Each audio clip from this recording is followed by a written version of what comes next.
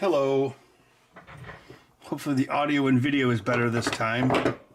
I'm sure you'll let me know.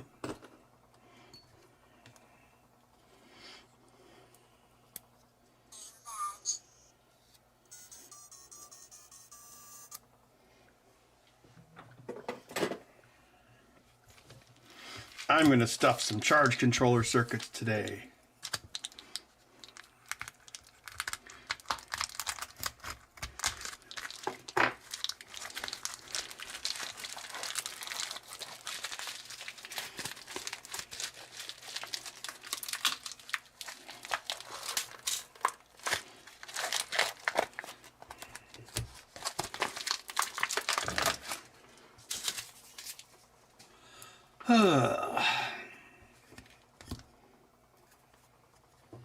The stream is how it is normally, so it's not all messed up.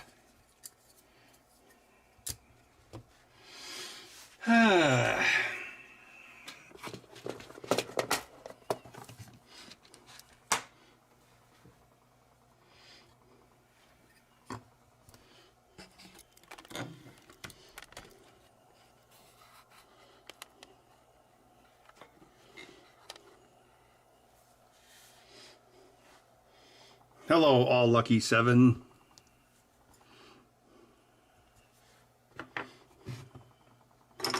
Where's my tweezers? Oh.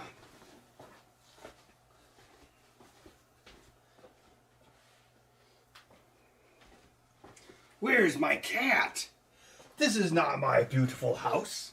This is not my beautiful cat. How did I get here?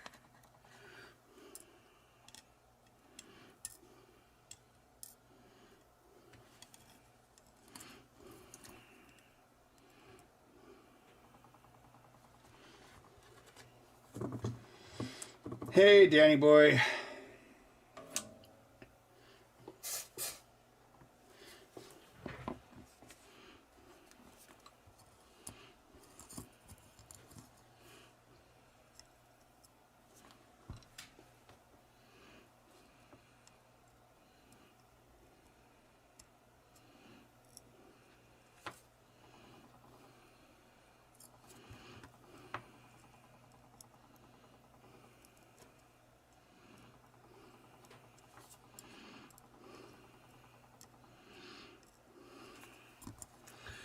Can linger too long in your dreams.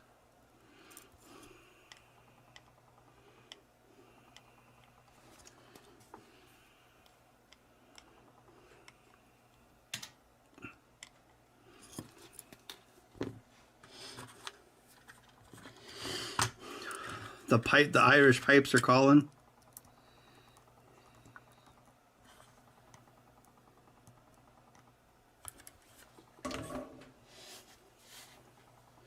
How many licks to the center of a Tootsie Roll Tootsie Pop? 1, 2, 3.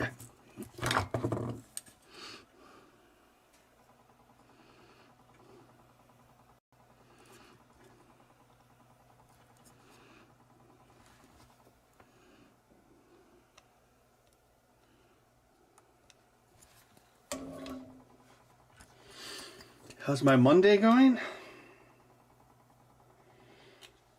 I actually started working on the new pinball machine today. I mean, I'd already been working on it, but like this is the first work day where I've had it in my basement. So I started getting the mechanisms coated. I had like 2.5 of them done, so that'll probably take me about a week or so.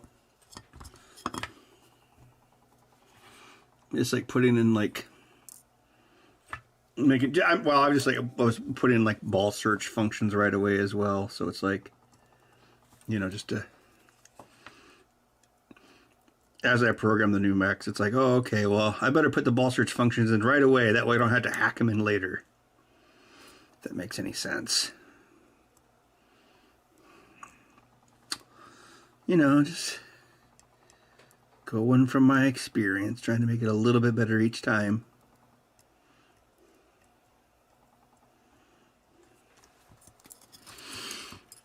How is you guys' Monday? Oh, I started editing my 3D printer band video yesterday. I made some nice motion graphics of how their Big Brother crypto engine would have to work. You know, kind of like 8-Bit Guy would make.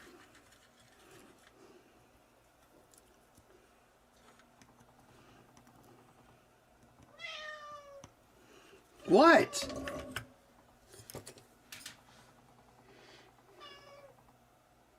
What is it?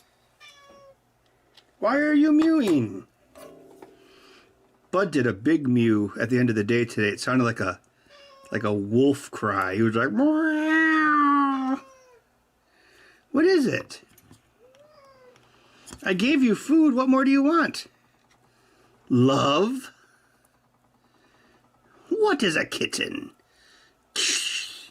A pitiful little pile of mews. But enough mews. Have at you!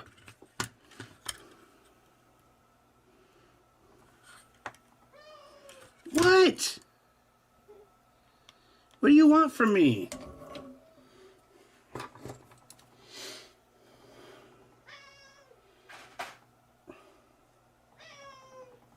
Oh, an epic meatloaf sandwich? That sounds good. So you had like some leftover meatloaf?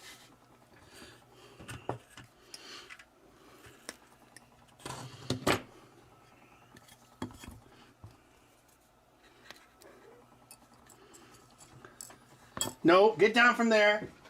You're just trying to get my attention by doing bad things? Probably. I'm going to squish you. What? Wow, you're being really whiny tonight.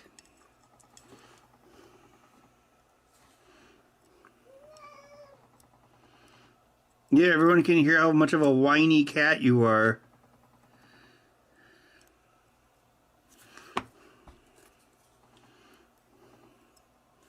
The true nature of Bud is a whiny cat. Yeah, you get a free house, free food, and you still whine. What are you, a millennial?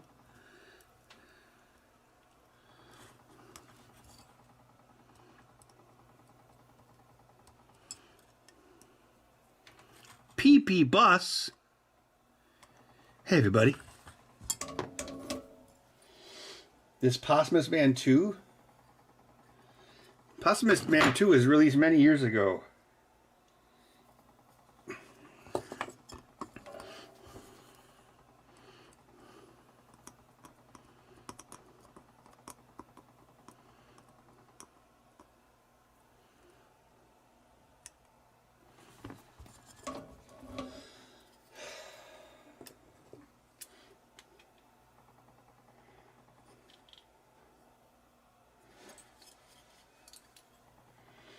Bud's like, I want to be free.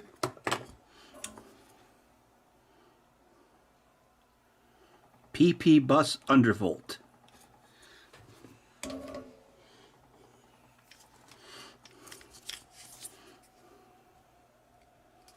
Bigger the glob, better the job.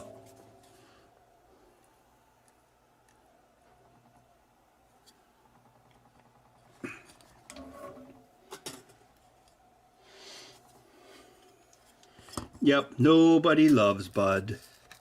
Bud, you are a worthless street cat. You were born a street cat. You'll die a street cat, and only your fleas will mourn you.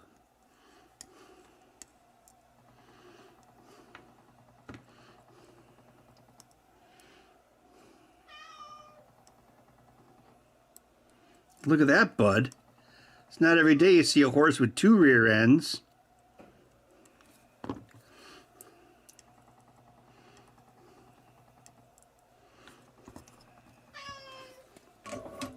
What?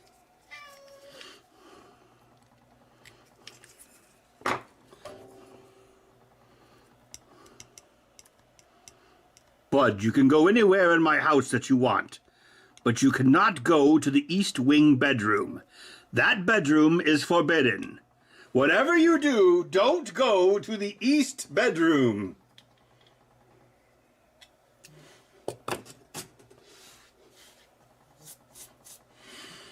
Yeah, I redid the camera object. I think the problem was like I was exporting, like the camera was outputting at like 1080p, and for some reason that messed it up. So I guess the setting before was that the camera was supposed to export 4K, and the 4K gets shrunken in OBS, because I think there were some streams where I would use like the free zoom in feature of 4K.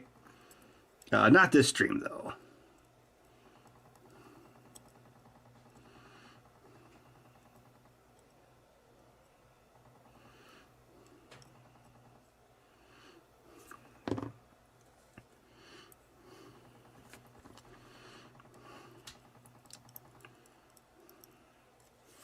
So yeah, it's nice to finally work on a new pinball machine, because I've been working on Evil Dead for just about 2 years. I started at like I think it was end of February or early March 2025.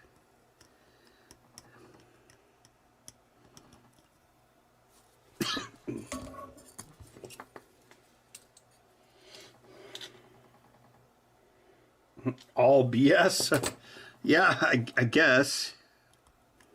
Hey, it's a free program. Can't complain.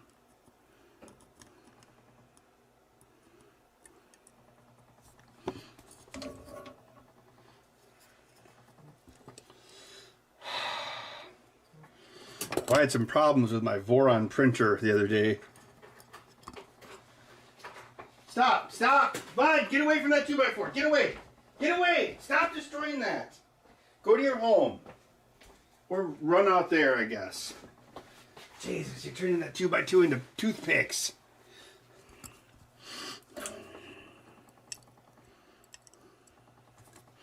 Yes, he has a scratching post.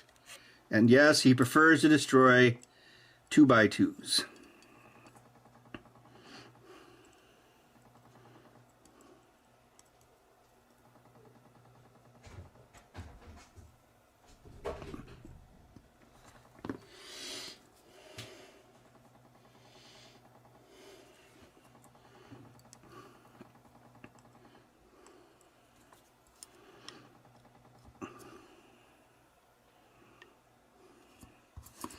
I can't talk about the new game because, yes, it's under NDA. It's like licensed stuff.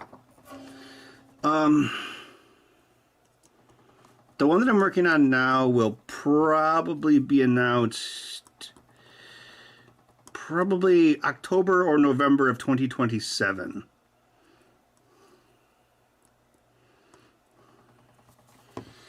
Although I'm hoping to have it pretty much code complete by next summer, so hopefully I can like start something else before it launches, because spending 2 years on one game is a lot.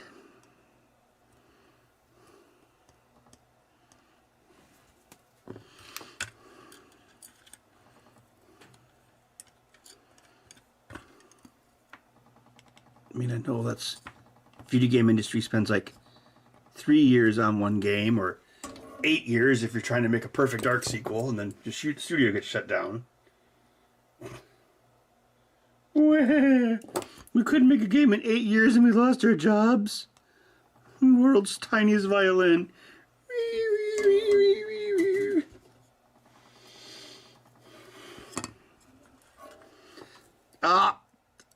All I can say, I'll say Lucky 7. It is another, well, everything we do is a licensed theme now.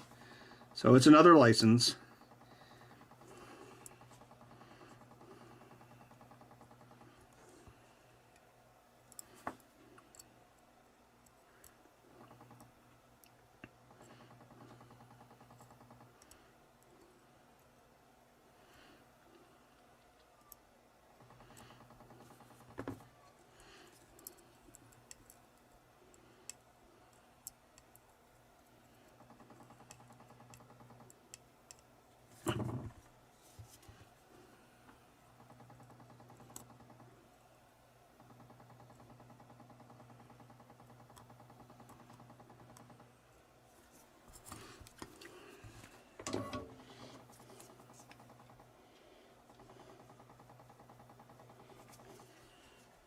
$55 years making.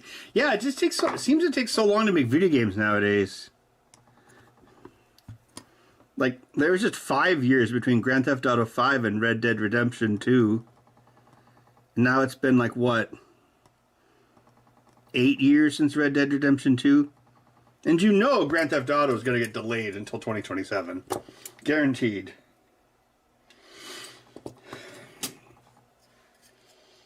Kramer versus Kramer Pinball. Yes.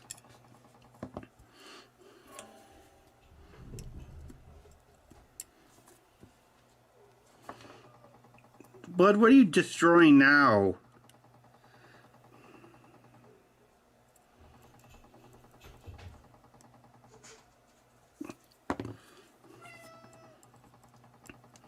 What?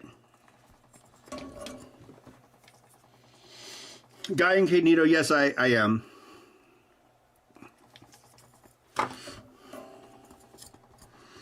I'm doing a few things differently. I'm using a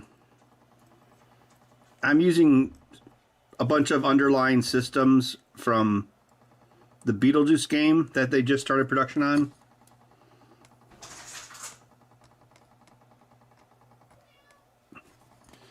Because Beetlejuice finally has the new Opto Trough.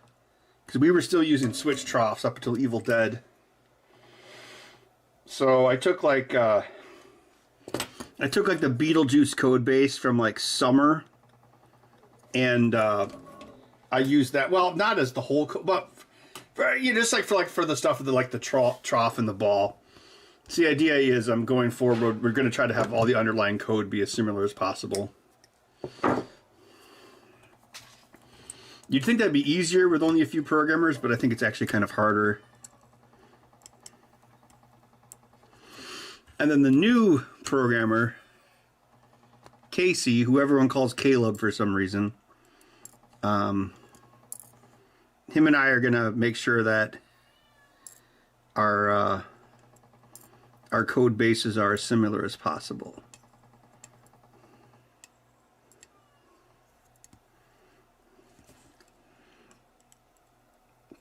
Like the last 6 months or so of polishing Evil Dead and putting in the final modes, I created a big list of things that I wanted to improve. Most of it is like object handling stuff. Like I do now I'm doing like a pre-instantiation of like a pool of text objects and image objects that'll like save time.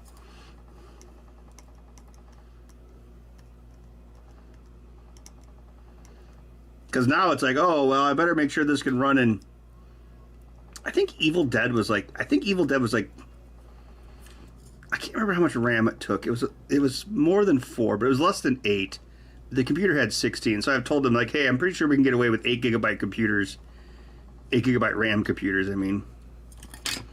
Because the big bottleneck we had on Texas Chainsaw was the SSD was really slow on the upboard. It's really evident, like, updating Texas Chainsaw versus updating Evil Dead. It's, Evil Dead, even though Evil Dead is like 33% more data, it updates like, I don't know. It's probably at least 5 times faster. Probably more than that.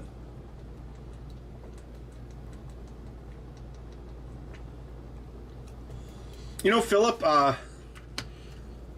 the artist that Chris Franchi and I have actually mentioned on many occasions that they should make a Batman '89, because it will be the 40th anniversary of that movie in a couple years. Ugh, feel old yet? I know he made like a backlash for it just for fun, just like he did for like Beetlejuice a while back, and then that became a real game.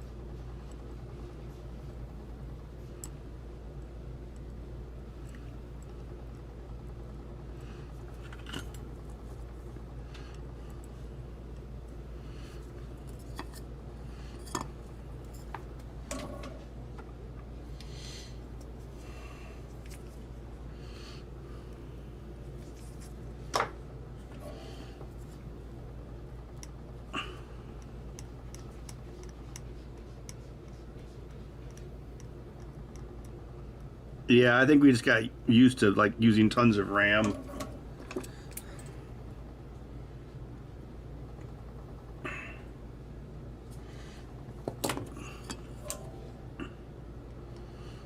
I always think about like my first IBM PC had 16 megs of RAM, which was a lot back in 1997. And I would run Winamp on it, and Winamp easily fit. Now you run Winamp, even if you run like an old version of Winamp, well, I guess every version of Winamp is old. Winamp itself takes like 40 megabytes, which is pretty svelte these days. What?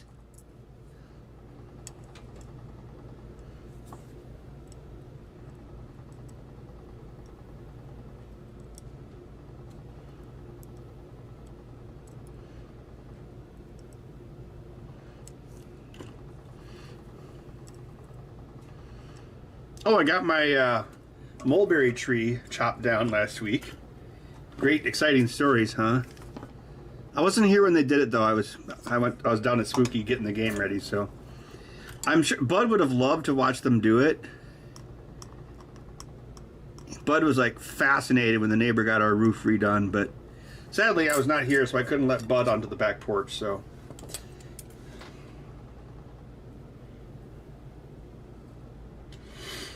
That tree had grown like a monster. Counting the rings, I think it was about 16 years old, so it was probably like, yeah, so that was after the house became a rental, so I kind of wonder if renters probably just didn't notice this awful tree growing and stop it when it was like small. You know, destroy it when it would have cost $0 instead of $1,300. So they're gonna. They said there's a. They don't. So cutting the tree down in winter was like cheaper for some reason. Actually, like the company I used, it was actually like Google spying on me, because I was like texting a friend. We were talking about trees, and he had just gotten some removed, and we were like talking about how it's like cheaper in Milwaukee than Madison. Anyway, so we were talking about that, and then YouTube gave me an ad for this company called Tree Wise Men, and I was like, oh, that's funny. But they also, I like their use of fonts in their commercial, so I contacted them, and that's who did it. Well, then in the ad was actually like, we have winter discounts. It was like 20% off or something.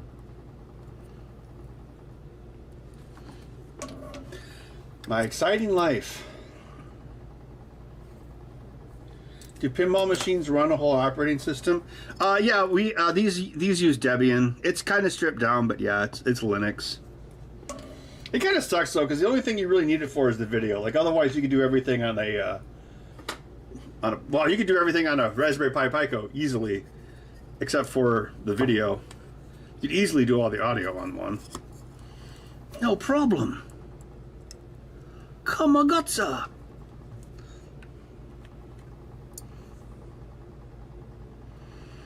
I have been like trying to like learn Godot in my spare time, just as kind of like a mental break from Unity. But I haven't done that in a couple weeks. Oh damn it! Did this thing not plug in? Oh wait, what the hell's going on here? That's weird.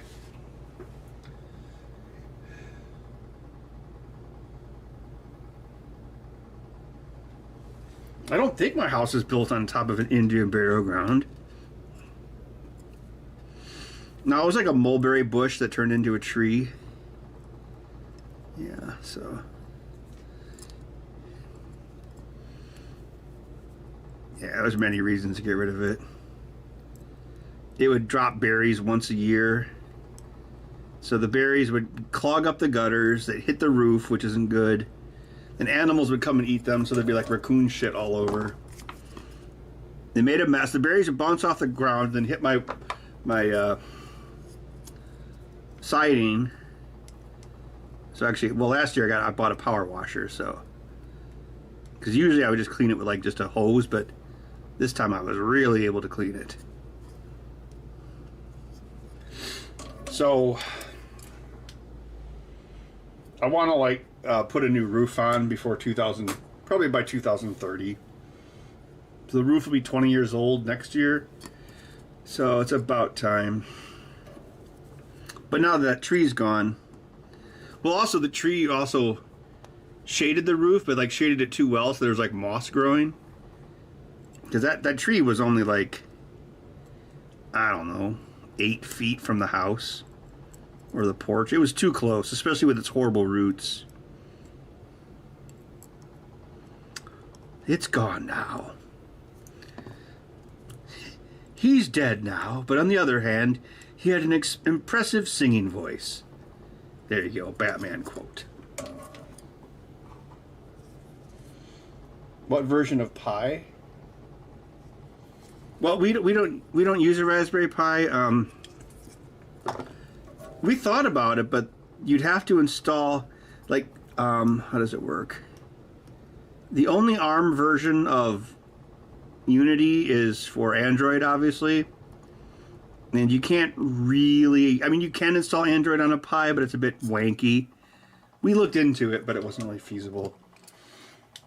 I don't know, again, except for the video, I'm sure you'd be fine with a Pi 3. Well, it's kind of weird how, like, quickly those seem to obsolesce, isn't it? Like, it's not hard to get a Pi 5 to chunk out.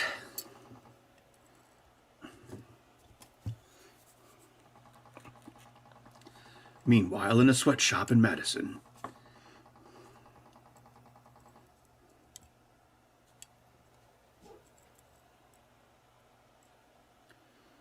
Bud, why don't you go to your box? Oh. Speak of the devil, and he shall appear. I thought about it at one time, Michael Wilson, but I wouldn't do it for this house. I would do it for... I want to get some land and like make like a homestead or like a cabin or something. I would probably do it for that. I think it'd be really cool to try to make an off-grid cabin. I mean, I'm sure I could do it. I would be like the Temu Thomas Massey. Well, Thomas Massey's probably... No, Thomas Massey's much more intelligent than I am. I am the Temu Thomas Massey.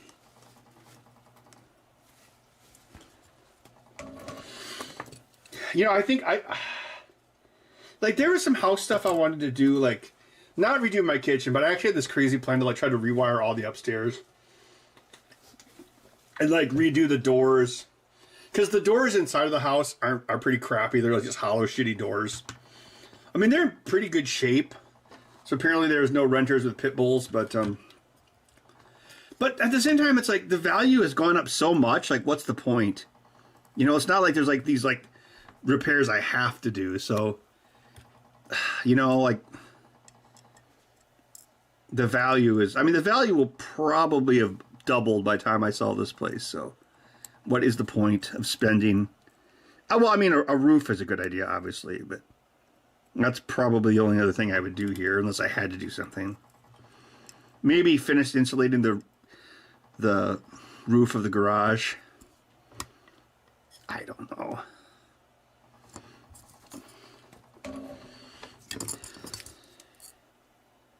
I mean, it's not like I can't just go out in the garage in the winter, just, you know, wear a jacket or something.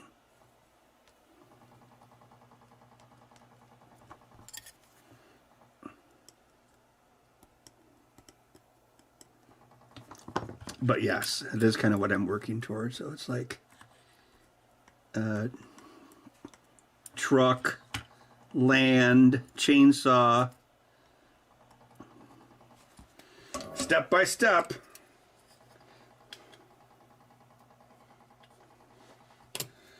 From your experience, you think the 3DO could run the original Resident Evil?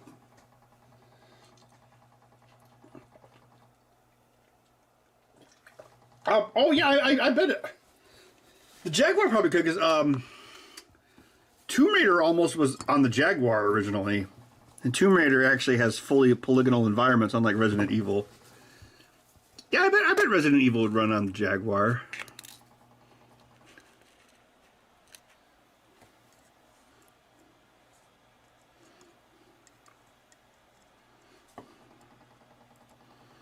Remember, there's not a whole lot of polygons in Resident Evil. Most of it's pre-rendered. You almost became a Jill sandwich.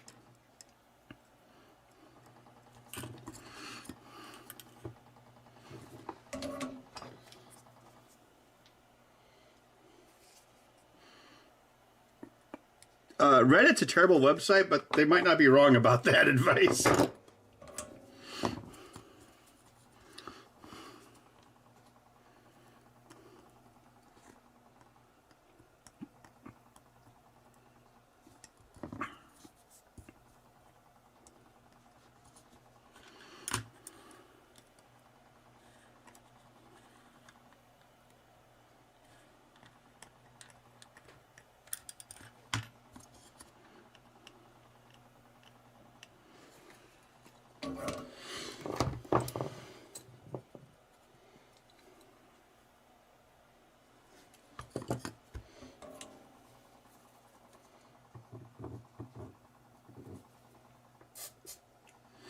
Yeah, Juan, I have to take that into account. It's like, yeah.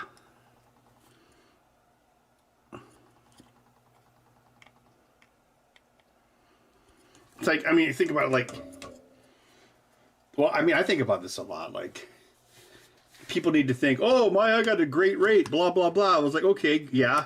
But then whoever you're selling your house to probably won't get anything below a 5, because I don't think we're ever going to see rates below 5 again. It's like, could you afford your own house? I think that's a question people need to think about. It's like, what would this, let's say this is, well, I mean, rates aren't even that low yet. So I'm going to say, let's say it was this much times 0.05.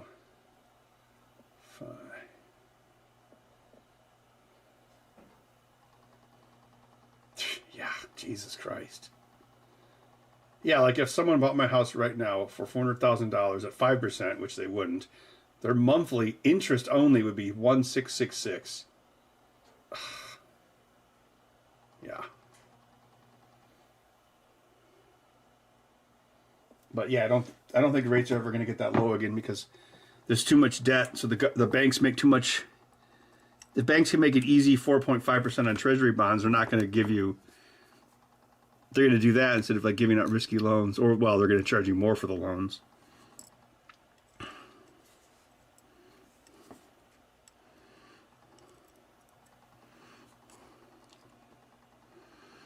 I mean, Madison's pretty recession-proof, so I'll probably be okay, but other places not so much. You know, like those, what do they call them? Zoom towns from COVID. Well, yes, Arrow, but the twist ending there is when the AI bubble bursts, we'll all lose our jobs, and so we won't be able to afford the RAM and the hard drives again. That'll be the twist Twilight Zone ending. Although it is absolutely a bubble. It's like this volcano they keep throwing virgins into, but it's RAM and it's computers, but they keep throwing them in because otherwise the bubble bursts and then it all goes south.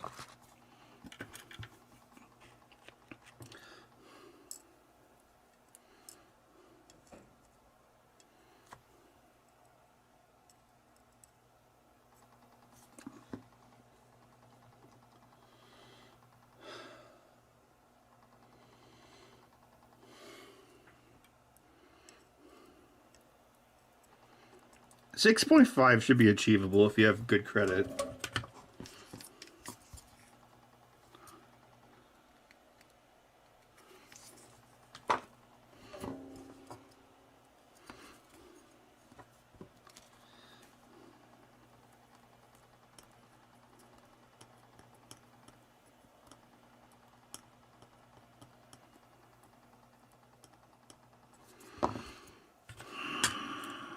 Good luck.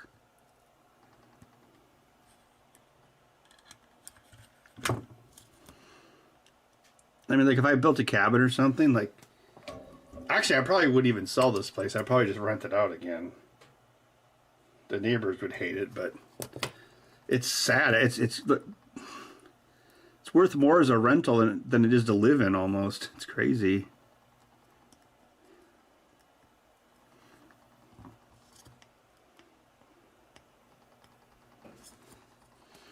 I mean, it'd have property tax, insurance, but insurance, well, I shouldn't jinx it, but home insurance is pretty reasonable around here because there's not a whole lot that can happen. Like, pretty much the main thing that can happen around here is hail. Like, natural disasters, I mean. Same thing with cars. Well, I ended up keeping full coverage on my Escape, at least for now. I guess if the Escape gets destroyed before I sell it, then I could, like, get my money or whatever. I don't know. It definitely is more difficult to use a truck in a city. Like, if I go to, like, the fancy bar where the parking lot's always completely full, it's definitely trickier to park versus my Escape.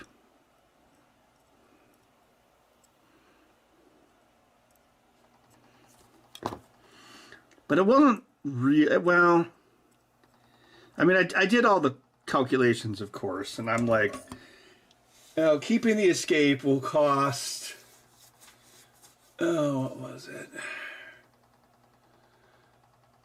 Tags and insurance, it was about $600, it was under $700 a year extra, so it wasn't that's not a big deal, so for now, maybe I'll sell it before the next tags, which would be like February of 2027.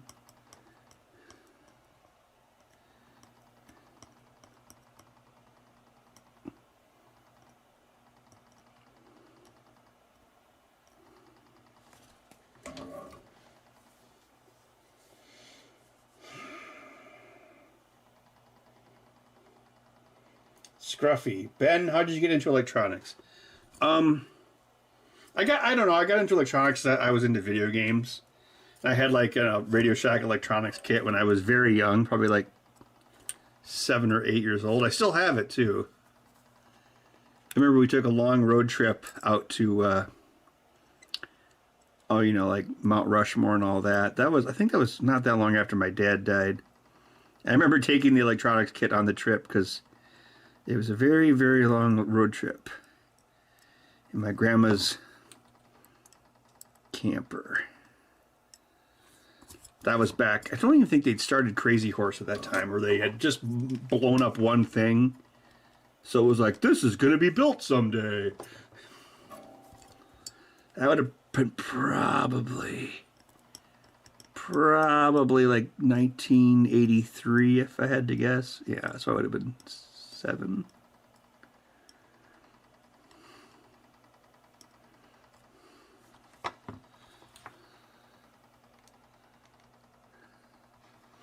I kind of still remember parts of that trip. I remember going to Wall Drug and the Corn Palace, of course, and I remember because like I said, I like video games. I don't know if it was at Crazy Horse, but I remember that one of the campgrounds we went to had a Sega Seawolf, which I guess didn't look that primitive in 1983. I still remember that. And Devil's Tower. I remember that more than, well, yeah. No, I guess I kind of remember going to Mount Rushmore. God, that was a long time ago. It's kind of weird the things you remember. Like, I still remember, like, even before that, because my dad was still alive. I remember going up to our grandparents' cabin in our old green Chevy, and then it broke down, like, I think it was around Black River Falls. And when I was scanning the Super 8s, I saw that car in the driveway, and I'm like, oh, that's the car that broke down on the way up north. And so I would have been, at most 6? Yeah, I would have been 6 years old when that happened. I could still kind of remember. I don't remember who picked us up. It was probably Bud, the human. But I remember like us sitting in the car, like in the middle of the night, like along the freeway. And that was around the time that there was an enormous forest fire in the Black River Falls area. So I remember like going up when there were trees, and then it was all destroyed. And ever since then, slowly seen the forest come back. And the forest is pretty much, the forest all came back, but you can still see burnt trees. Like you can see like the scars. So you can still tell that something happened. But it's nice to see the planet heal itself. And the planet would erase us in 1,000 years and no one would ever know we were here.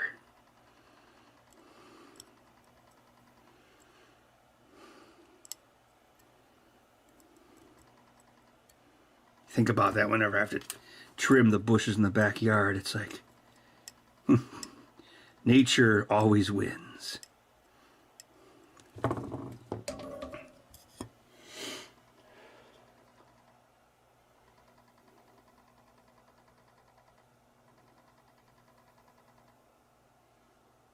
If Bud could speak fluent English or use a flush toilet instead of litter box, I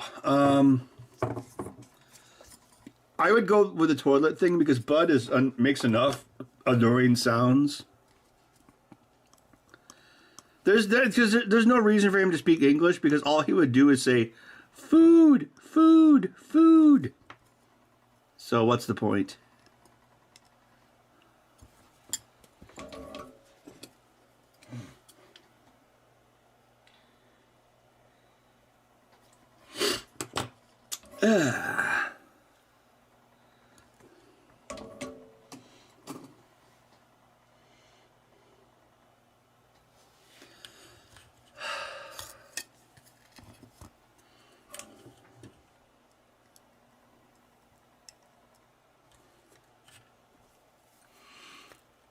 Well, one of my ulterior purposes with the truck was if I found some land, I could borrow my mom's camper that my uncle Dennis gave to her, and then I could use that on the land if I wanted to, like, you know, work on stuff on the weekends and stuff. Probably leave Bud behind with his robot food. 'Cause I think Bud would probably go crazy in a camper or escape.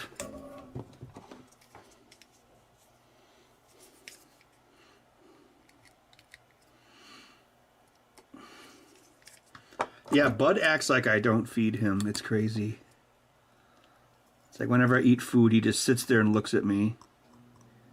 He definitely has dog firmware.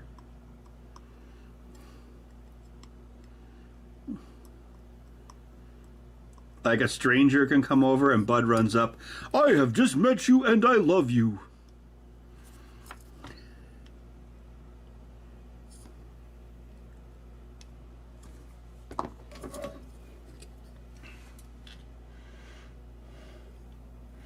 Yeah, like a lot of people's cats hide when strangers come over, but Bud just runs up to anyone who comes to the door. He doesn't care. Not a very good guard cat.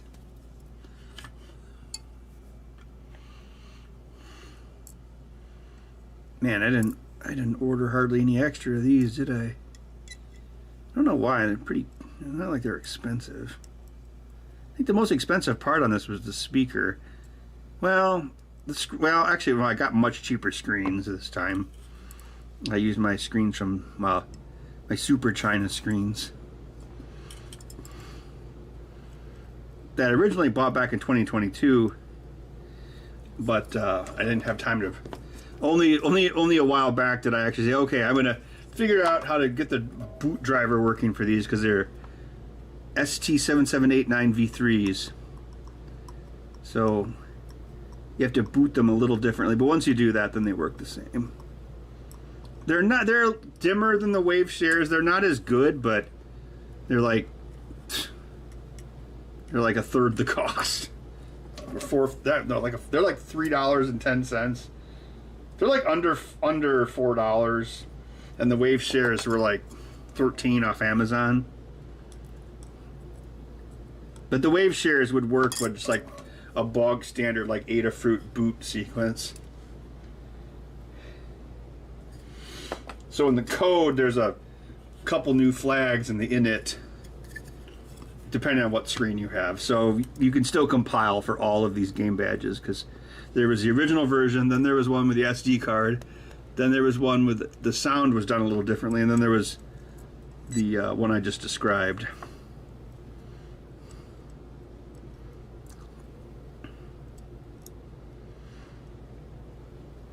So I think I used up all of the pre-stuffed boards from PCBWay that were donated. So these are from JLC PCB, and I don't know. So the pre-stuffed ones from PCBWay had all the passives installed, including the charge controller. But since the charge controller is the hardest part, I'm just doing it myself. That way the people who sign up only have to struggle with the surface mount resistors and capacitors. But there's not too many of them. And we should save time because most of the tack switches are through hole now.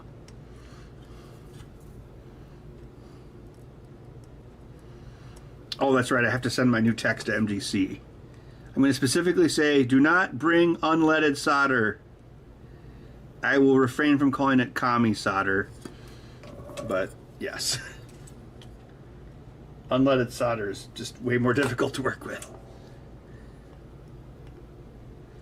We're not building heart monitors for Europe.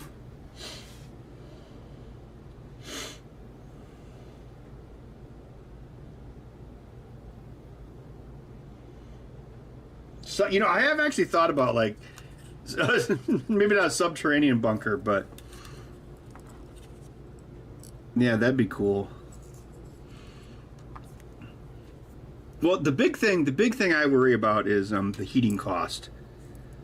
But I know like ground source heat pumps are really expensive, or like I'm sure the expensive part is like digging for the heat exchanger pipes. Because the thing that's would be way different. I think I've talked about this in other streams. The thing that would be the most different would be like propane costs versus city gas, because city gas is fairly inexpensive. Actually, there were a few properties looked at that were like technically in a city, so you could get like, because yeah, it doesn't have. Well, I don't know. I think there was one up by Montello that was like, it was like 2.5 acres on a lake, and I think it had city. It at least had city gas. I don't think it still would have. It would still need like a sewer. And, yeah, it would need septic and waters. Tens and tens of thousands of dollars too.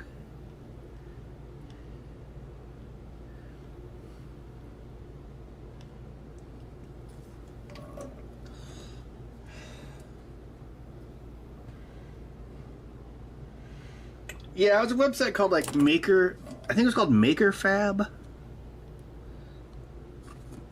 I think one of those like direct from China places. So yeah, I bought like 75 of them or 80 of them.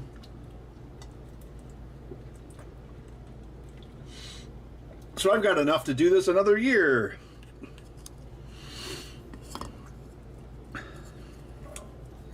So I always do like, you know, I get like orders through PayPal. So if I know I'm going to be doing something for like this project, for instance, I just like leave a couple $100 in PayPal, because that's the safest way to buy things from China. Because a lot of times your credit card will be like, uh-oh, China, nope. I said no. Your credit card turns into Amy Winehouse. Oh, I've had my credit card 27 years. It died.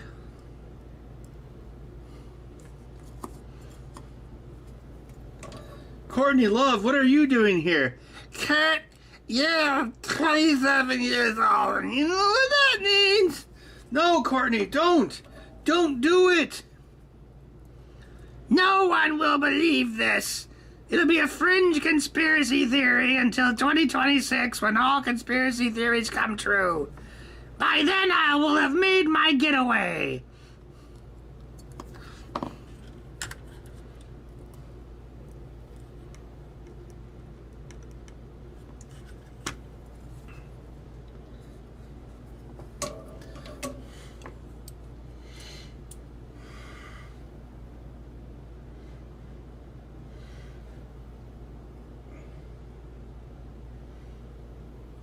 CC Games, are you gonna have a booth again this year?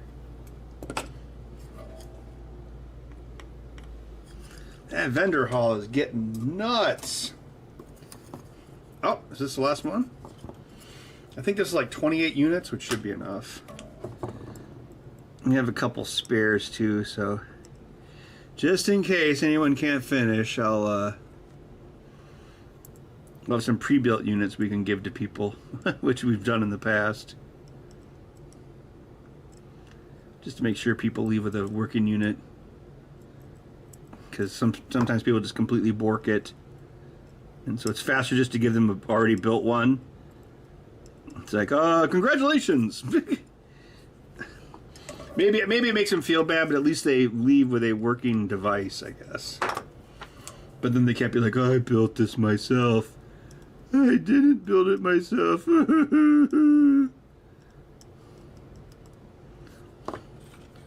I'll never forgive myself.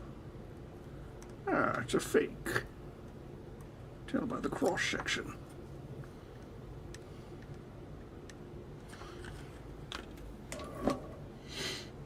Corner slot up front, nice.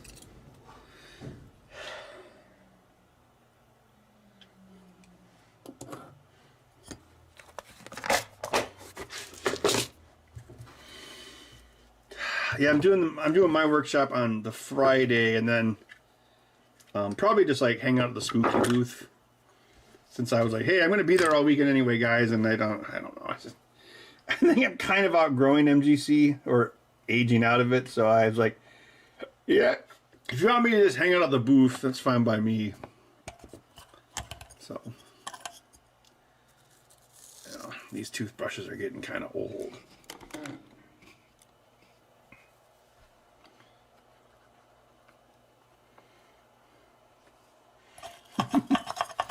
Yes, we hand them the working unit, then we're like, fly, you fools.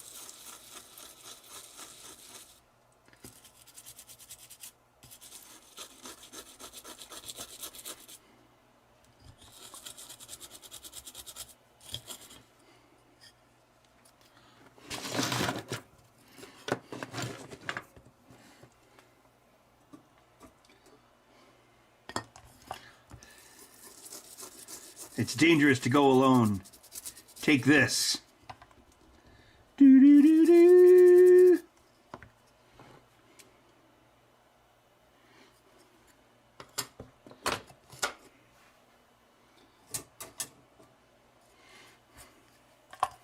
Should have mailed it to the Marx Brothers.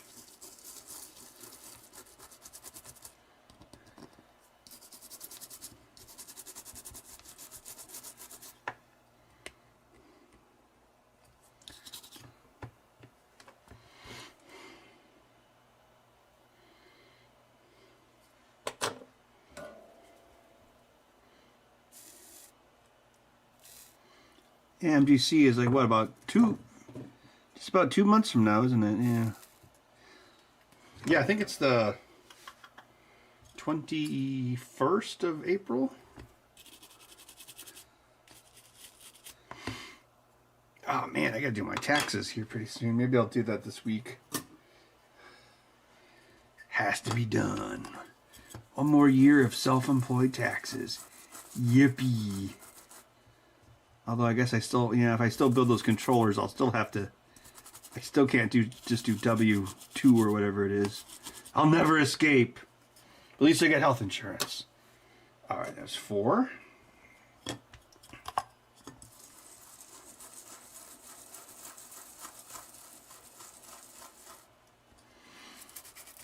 No, I don't think we've had anyone steal anything.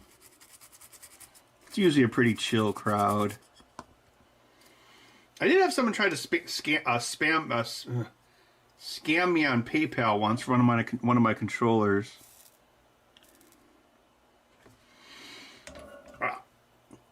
That was actually I won that dispute. Because they said it was an empty box, and then I shipped like a. Well, it was back. That was back when we had Christmas rushes. So I had like a receipt with like 7 different controller shipments on it. And how I won, it was like, well, as you can see, the weight of all these shipments was the same. And I didn't get a charge back from any of the other customers, which proves this person did not get an empty box. And I actually won. And I'm pretty sure they were trying to scam me. Well, they were trying to scam me. Because why would I send them an empty box? And why would an empty box weigh the same as another box? Although packing materials can weigh more than people think.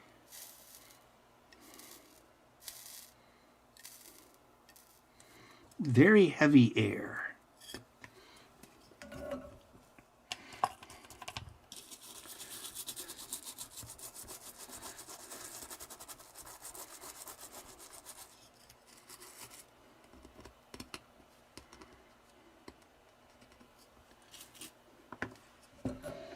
But usually, like, 99 times out of 100, PayPal just always sides with the customer, so. Sometimes I'll get it where, like, people will order one of these controllers, and I guess they didn't read the website. They're like, they think it's like Amazon. If it doesn't come in, like, 2 days, they're like, where is it? And then sometimes they'll actually initiate a refund, like, 2 days later. It's like, oh, my God. That's kind of dumb.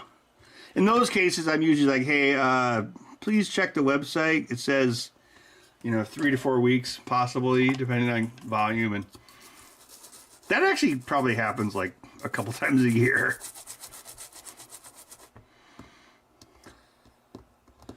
I mean, if they want a refund, I'll give it to them, but I'm like, hey, you know, you'll get it. You just got to wait a couple weeks. Well, the website says they're built to order. I guess Amazon has just spoiled everyone. Although I would argue Amazon was better in the past.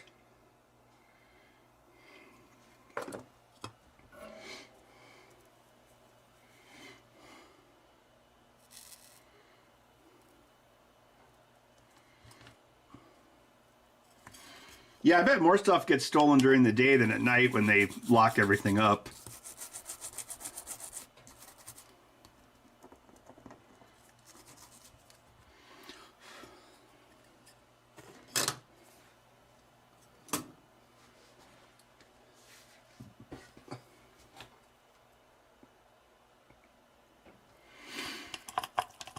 No, I said Gummy Bears had a better theme song, not that it was a better show.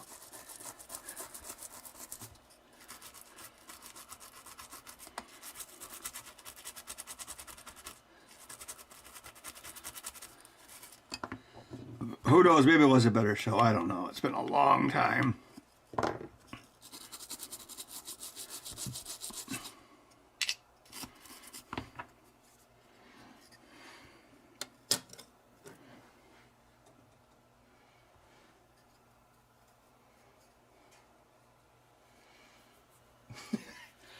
No, Farpoint. I've never had that happen. If anyone kills anybody, they go to prison. It's called manslaughter.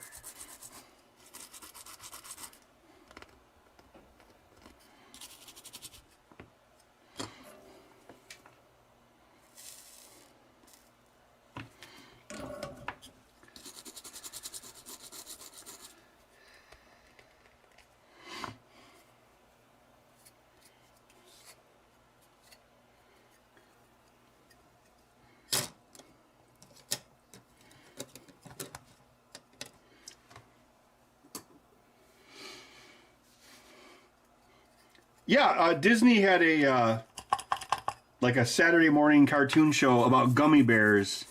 It was before DuckTales. Yeah, you never heard of it? There's like these bears that lived in the forest, and what was it? They made gummy berry juice, which allowed them to bounce, and then there was a villain. It was very much like Smurfs. There was like a villain, and I can't remember what his name was. There's a villain who was always trying to get the secret of gummy berry juice. That's all I really remember.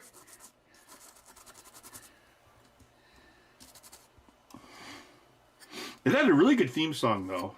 Actually, a much better written, musically better theme song than DuckTales. Because DuckTales is just like do do do do do do do do do do do do do do do do do. Where Gummy Bears was like, magic and mystery are part of the history, along with the secret of gummy berry juice. All through the forest they sing out in chorus. It was musically much better. Maybe not as like memey and memorable, but yeah, it had better lyrics too. They didn't talk about like lasers and goblin tails and all the other bullshit from DuckTales.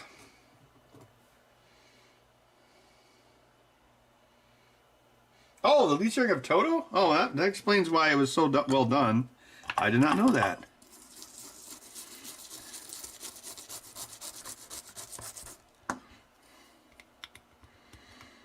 Yeah, it had a really good theme song.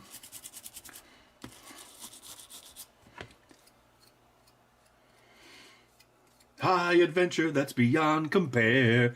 They are the gummy bears. Do-do-do-do-do. They are the gummy bears. Do-do-do-do-do.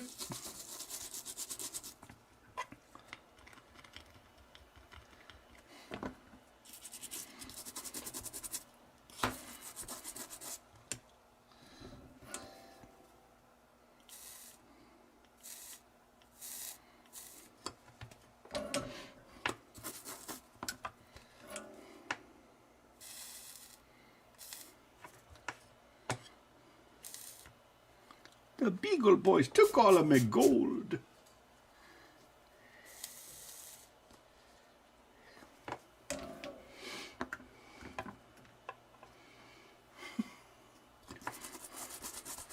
Yeah, that's a good way to put it, Resi Gun. This is my one chance to do a Disney song. Better not mess it up. This will be the one I'm remembered for.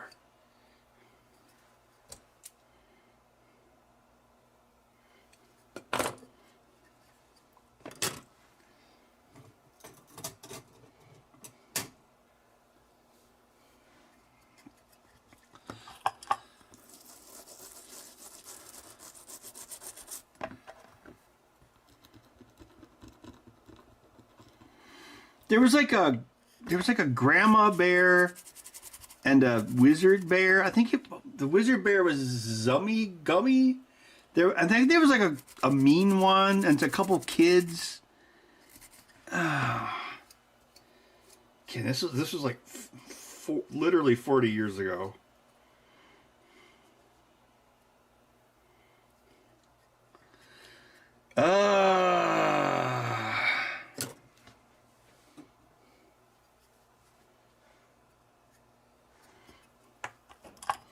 Do they still make Element 14 videos?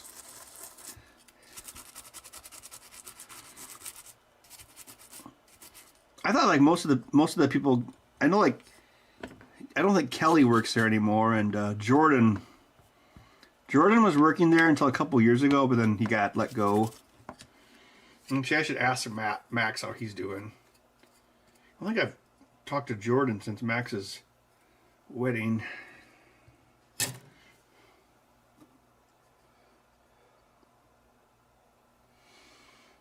Yeah, the mom. It's a really recognizable voice because it kind of like yeah. I think like the Zummy Gummy, or I want to say one of the male gummies was the voice of the Sultan in Aladdin.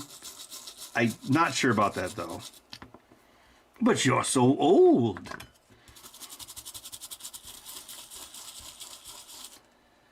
Yeah, like the mom gummy had like a really distinctive voice. Well, of course, they all had distinctive voices as a cartoon.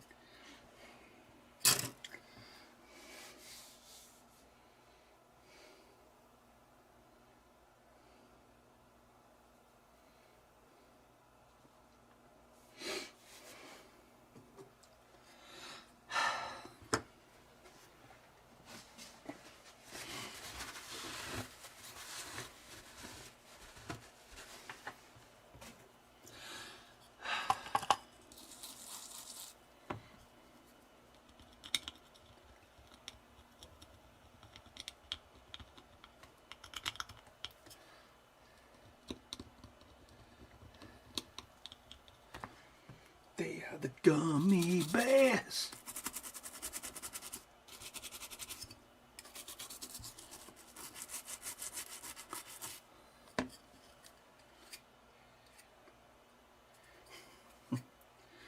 Aren't we kind of ripping off the plot from the Prince of Persia game?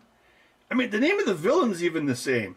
No one will notice. Just wait a couple years from now, we're going to make a rip-off of Brave Little Toaster. No one will notice that either.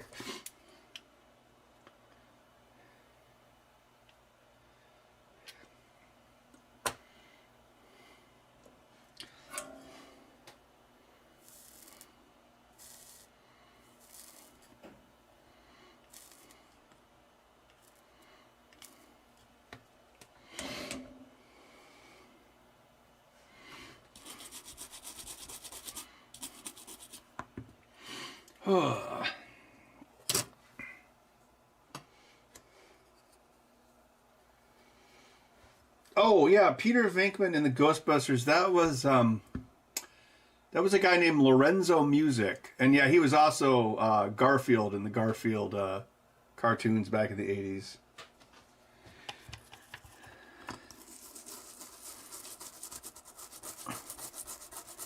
That guy was in a lot of 80s cartoons as well.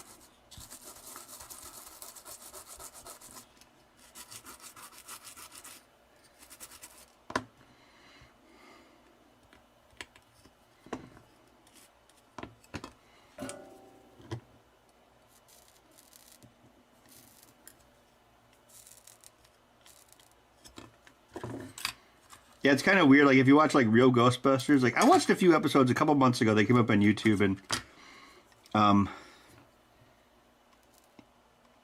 yeah, it's weird. Like, as a kid, I never realized that, like, when I watch it now, I'm like, oh, that's Frank Welker as, Ray Stantz, and it's just his normal voice, which is the same as Fred from Scooby-Doo.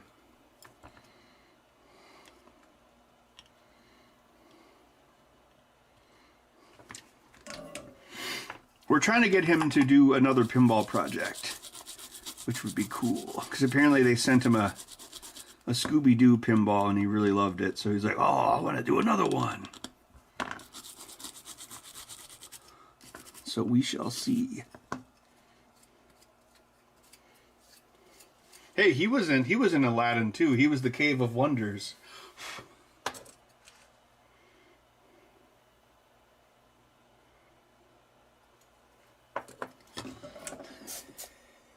You know your history. I know my treasure. Oh, so apparently Brendan Fraser is Dwight D. Eisenhower now? And now they're going to make another Mummy movie?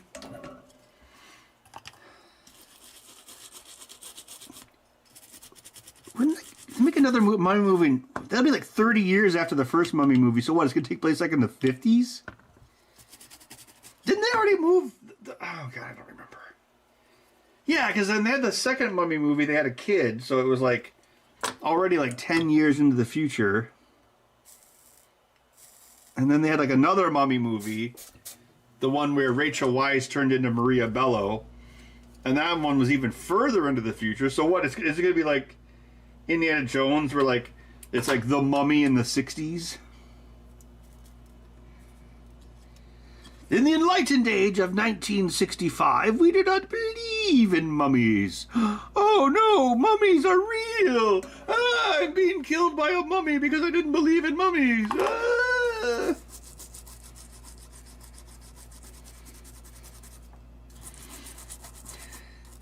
Oh, God, yeah.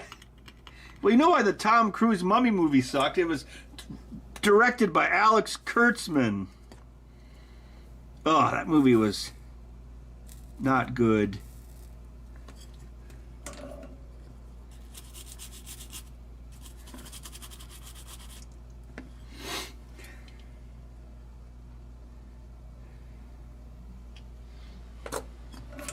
Remember they were going to make the Dark Universe? Ugh. Who wants a dark universe? Well, I guess Universal wanted a dark universe.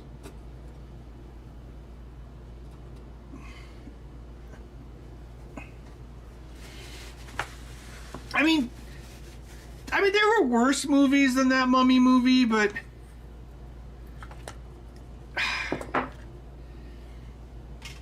you know, the thing that I thought was dumb about it was just like there was just a lot of little things that was dumb about it. Like, there's definitely worse Alex Kurtzman movies, like Star Trek Into Darkness. Like, in the opening scene, like, they're burrowing into that underground chamber under, London or something. And they've got, like, these big excavator drills with blades. And then they stop the drills, and then the people walk through the stopped blades to enter the room. It's like, you would never do that. Like, this is what happens when you have a movie director who's never done any work with his hands or been in a construction site. Like, they direct scenes like that where they don't even think about, like, this is not what workers would do. I just remember that really sticking out to me, because I'm like, wow, that's not safe at all.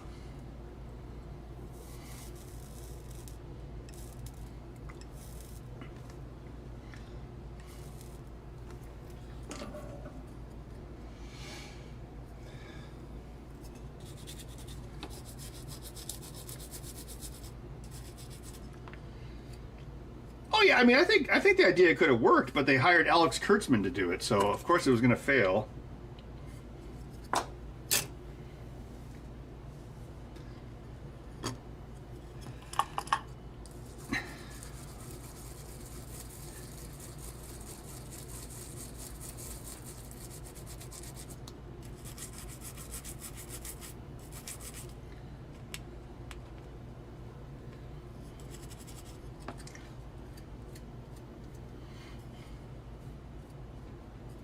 I think it's important to remember, Alex Kurtzman's first big Hollywood movie was Michael Bay's The Island, and he just stole the plot from Parts the Clonus Horror, and they actually had to pay a settlement to the guy who made the movie Parts the Clonus Horror. And yes, that the Mystery Science Theater movie, Parts the Clonus Horror, because it was the same plot. It was basically like Logan's Run meets organ harvesting.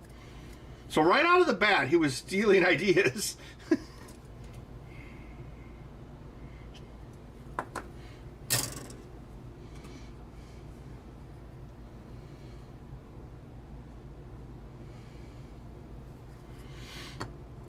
Okay, hot take. Speaking of Dark Universe, you know what movie was not nearly as bad as people think? Oh, here we go. League of Extraordinary Gentlemen. It kind of was the same thing, but I mean, it wasn't good, but it there were worse movies.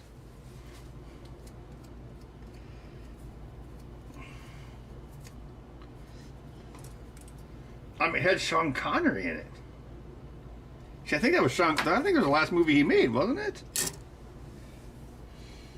The Melina movie? No.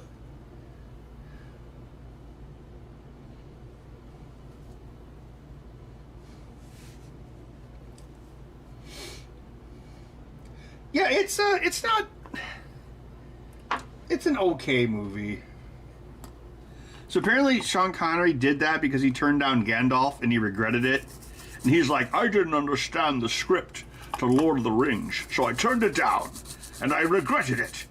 I didn't understand the script to League of Extraordinary Gentlemen, but I decided to do it anyway. That's exactly what he said.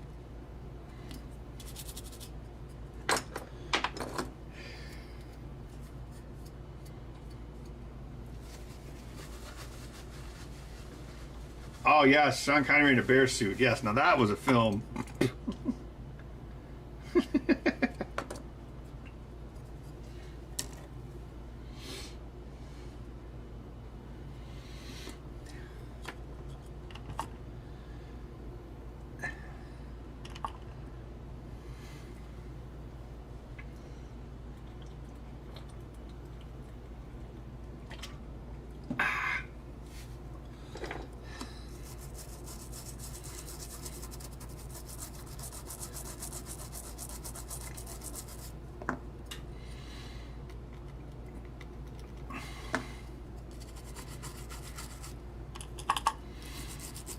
Yeah, well, Alex Kurtzman doesn't understand anything, but well, he understands how to leech as much money as possible from Paramount, but it's like Star Trek. Space doesn't even really matter. Like, it's not about space. Like, it's actually about the human condition. That's the actual journey, is like into the human condition. Space is just a metaphor for that.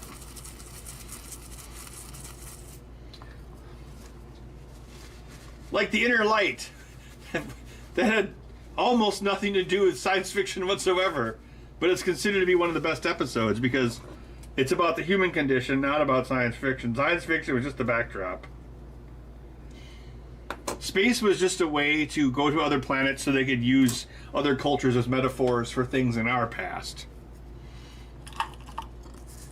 Which is what these new writers just do not understand. Like, if you have like this future society that's like super progressive and stuff, it's like, okay, well, we want to tell a story about like women's suffrage. Well, you can't tell it in Starfleet, so you use the Ferengi to tell those stories. Or, yeah, if you want to have a story about racism, you use a planet of half black, half white people. Like that, those things were like externalized. It wasn't like within Starfleet or the Federation, because the Federation was, for the most part, like, you know, like a socialist utopia. So the conflict was always beyond Starfleet, not within it.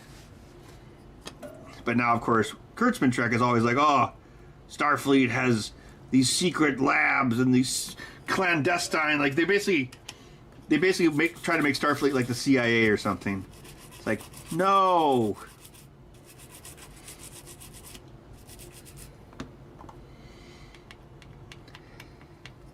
It's like when Section 31 was in Deep Space Nine, they weren't the good guys. They were the bad guys. They like, well, I mean, yeah, they were like, you know, the CIA or something, and they weren't treated, you know, they were treated as an antagonist. Yes.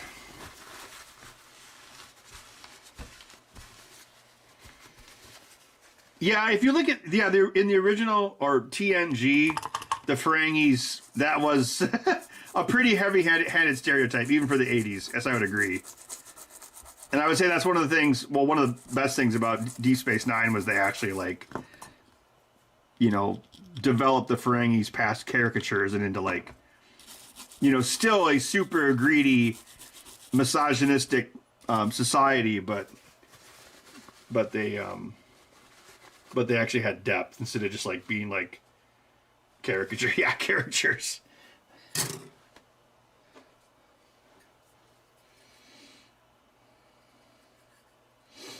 Hey, you know, Sawyer, that's not a bad plot idea.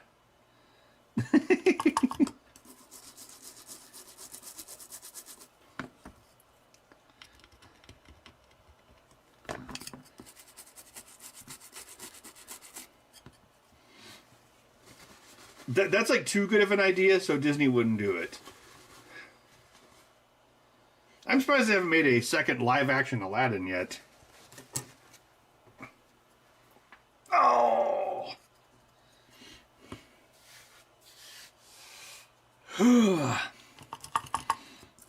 Yeah, having the Beast be an AI-powered robot actually would be a good metaphor.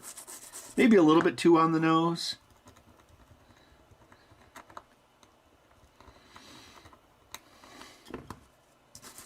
But I don't know. That's something like I don't think Disney even understands its own history.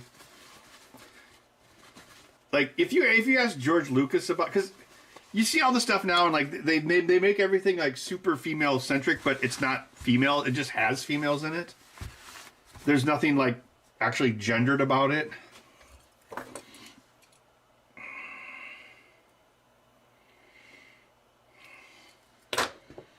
But it's like, you know why a story like Beauty and the Beast resonates? Because it's you fix the bad boy. Like that story always works. Like Dirty Dancing. I'm a bad boy. Women are sticking ketchup diamonds down my pants and blah blah blah. And then, like, you know, like... Actually, that movie, that does kind of have a lot of similarities to Beauty and the Beast. And Jay Orbach is in both movies! Haha, we have a connection!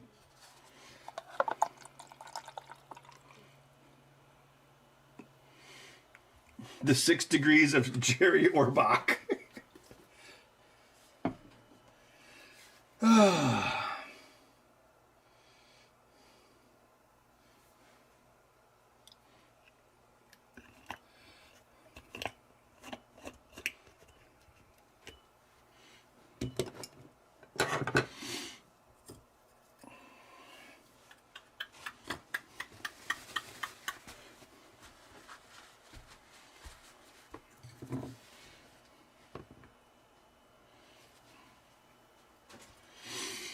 I think this should be enough.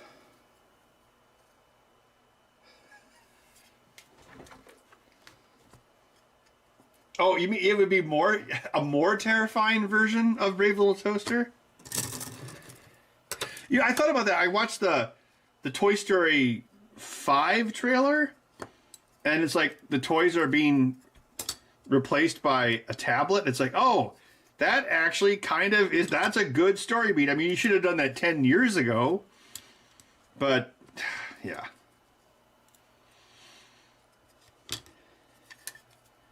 But then I thought about it a little more. I'm like, oh, wait a minute.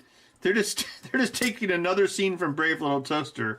Like the part where all the computers and things are like, you know, giving them shit once they find the guy's apartment.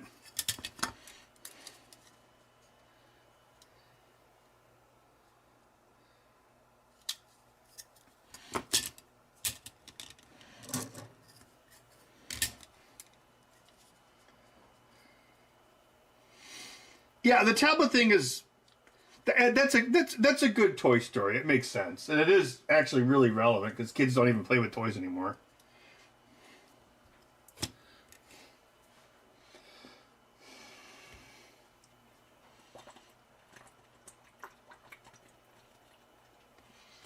Although Toy Story should just end. They should just go to the dump.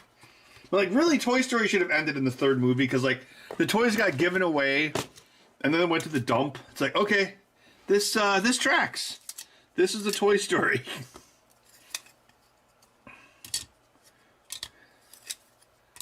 4, 5, 6, 7, 8, 9, 10.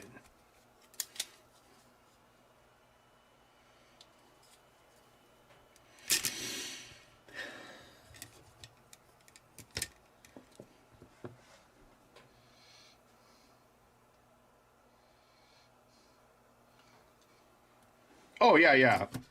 Yeah, Fast and the Furious is just Point Break with cars, yep.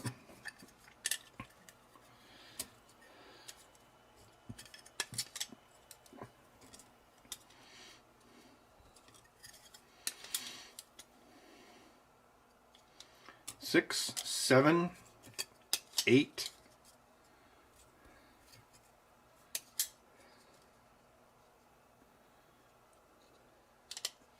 29. That should be enough. We can screw up 4 of them.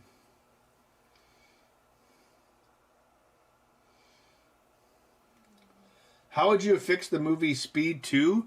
By not making it.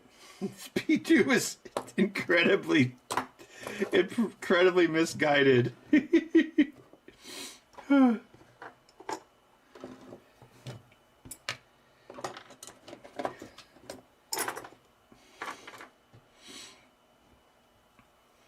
See, Keanu Reeves was like showing everyone how secretly smart he was even back then. He's like, I am not going to make this movie.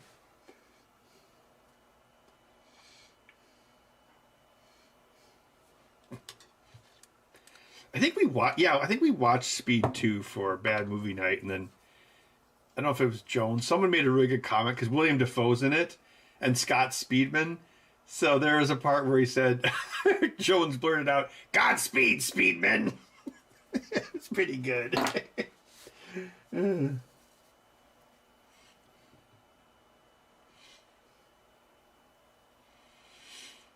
we might as well make it an even 30.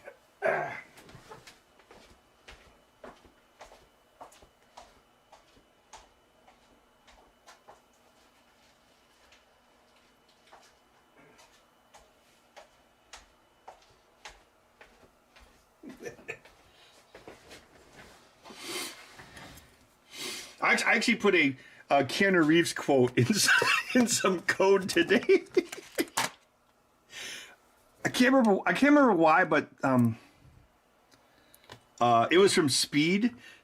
It was it was like a servo going to a position, and it was like, if servo reached position, and the comment was, "Mister, I am already there." Oh, that's if you start already in the position. Yes. I was doing some refactoring, and AI is like really useful for refactoring functions. You do like one refactor, and then it'll probably figure out the rest for you, and you just hit tab, tab, tab. It's like the servo function changed. So I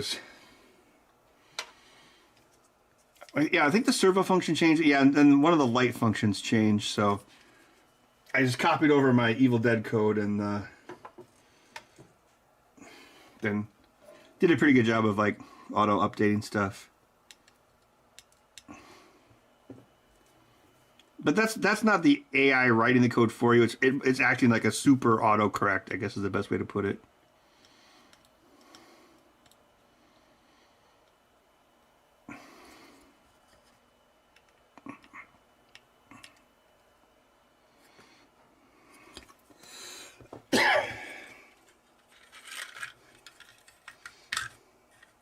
I know Kung Fu.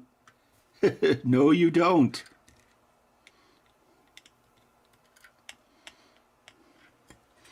Oh, and that was with Tobey Maguire, so we came back around to Spider-Man. It's not even a real number. Yet.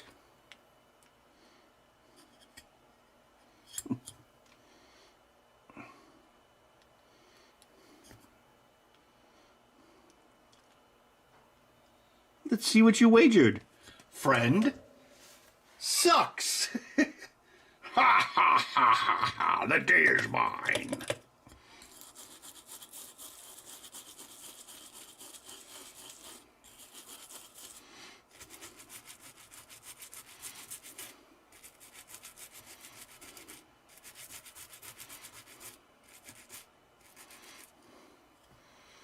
Yeah, I remember when Speed came out. Well, Speed's kind of a forgotten movie now, but it was like a big deal when it came out, and it was kind of like a joke. Like, it was kind of like when Michael Keaton was Batman and stuff. And believe it or not, like in Die Hard, like people didn't think Bruce Willis could like pull it off, and it's the same thing with Speed. It was like Keanu Reeves is like an action star, because like the last thing he did before that was like Bill and Ted's 2. And, of course, his atrocious performance in Bram Stoker's Dracula. I don't know, did like Francis Ford Coppola lose a bet or something? It's like, I am going to cast Anthony Hopkins and Keanu Reeves.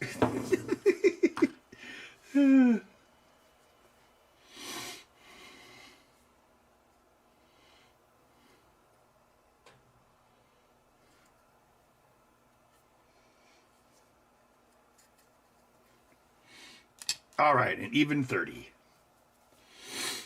Oh.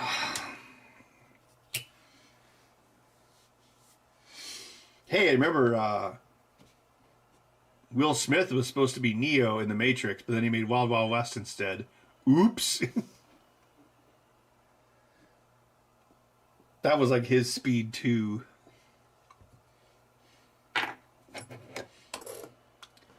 It's a shame, like, all that, like, amazing production design in Wild Wild West was wasted on a terrible script. I mean, the movie looks amazing. It's just, the script is god-awful. I'm sure you've all seen it, but if you look it up on YouTube, An Evening with Kevin Smith, it's great. And then at the end, he talks about Wild Wild West.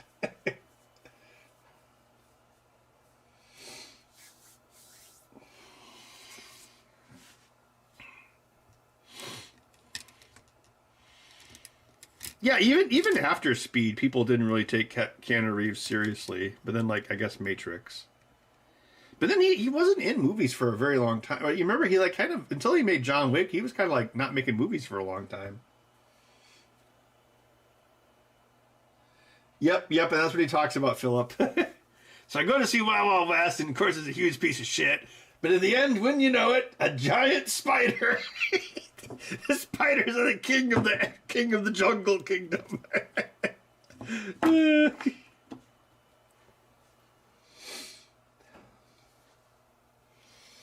Oh.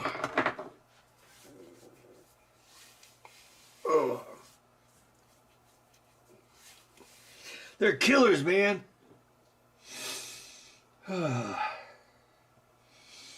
You and I get Superman because we're from the streets.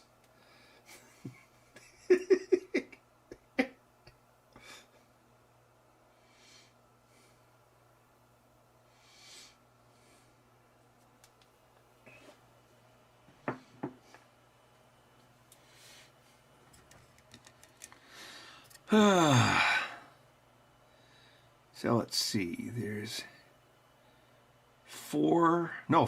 1, 2, 3, 4, 5. And then all of these. This is probably what's going to take a while.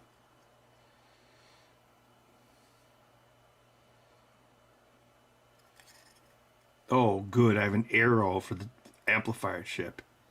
The amplifier chip is like total overkill, but whatever. I don't want to redo it. It's so like this part here, this actually mixes like, it actually does the audio pretty much just like the Nintendo. It's got like, it's mixing like 5 channels? 4 or 5. I think, yeah, no, I think it's 5, yeah. It's like noise, triangle, square, square, and then it's like a PCM file. It's not exactly what the Nintendo does, but like, you know, that's like for the sound effects and the cat meows, so yeah. It could probably be made a little cheaper. Well, actually, the amplifier chip is pretty cheap. It's like 80 cents. Yeah, there's a lot of good actors in Bram Stoker's Dracula. Like Gary Oldman as Dracula. Yes, I guess Wild Wild West is the origin of the U.S. Secret Service. Yes, because at the end, he gives them their badges, and he's like, "Welcome to the Secret Service."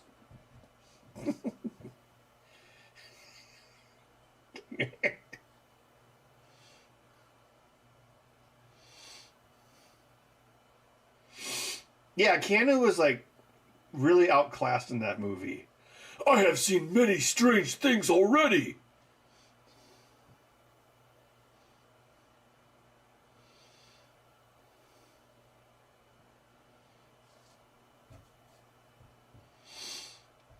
Yeah, I don't know. I suppose Wild Wild West sucked because what's his face made it, the guy from the Kevin Smith story.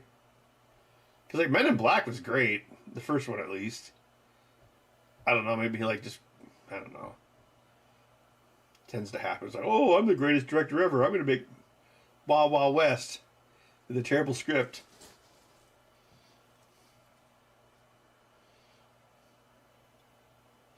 Yeah, there was a lot of great movies in '99, like Matrix and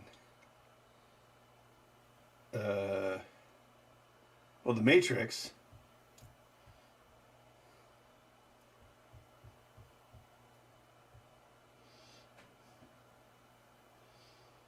Keanu's attempt at a British accent.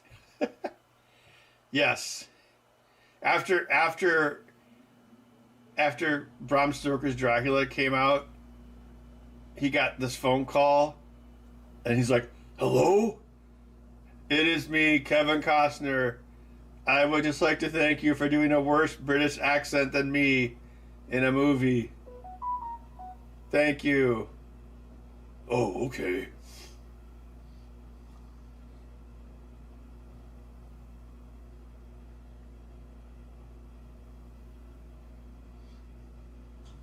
Hey Sawyer, if you go on YouTube and look up the music video for Wild Wild West, it's probably better than the movie.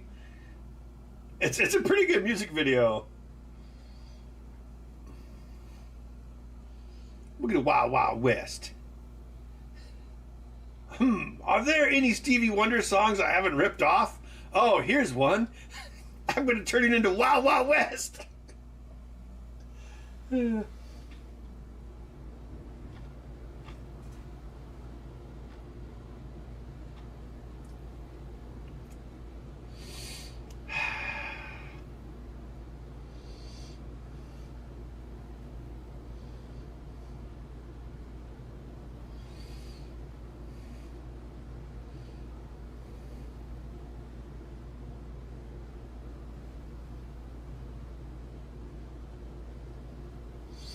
Oh, David Pizon, you mean Tiptoes? I actually have that on DVD. It's like, did that movie actually get released? Or it got like hardly released? That movie actually has a really good cast, but it's horrible. Oh God, yeah, Galaxy Quest, yeah. The Mummy, oh yeah, okay, yeah, that's a good list. Although Michael Wilson, I would say Fight Club, Office Space, Galaxy Quest. Those were they're like cult classics, but they didn't do very good on release. Yeah, Mummy was pretty good.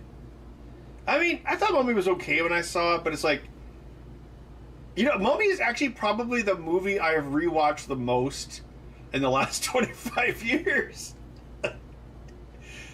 I don't know why. Like, The Mummy and Mad Max Fury Road are the two movies I've rewatched the most of, like, modern movies.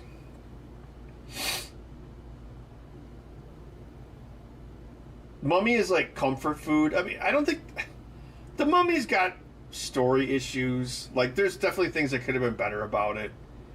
Like, the fact that they go to Humanoptera, and then they come back, and then they go back to Humanoptera, that's kind of sloppy. And there's some other stuff that's sloppy, but it's still a pretty good movie. And at the end, where he's like fighting all the mummies with the sword, that's great. And he's got really good chemistry with Rachel Weisz, and it's got like a nice romance.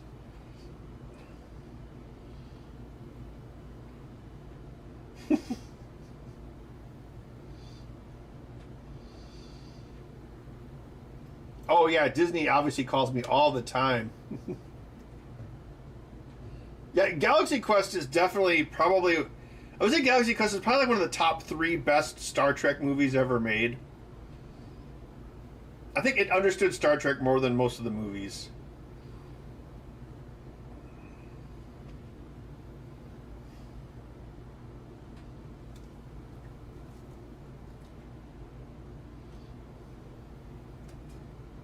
Oh, Iron Giant came out in 1999. There's another cult classic.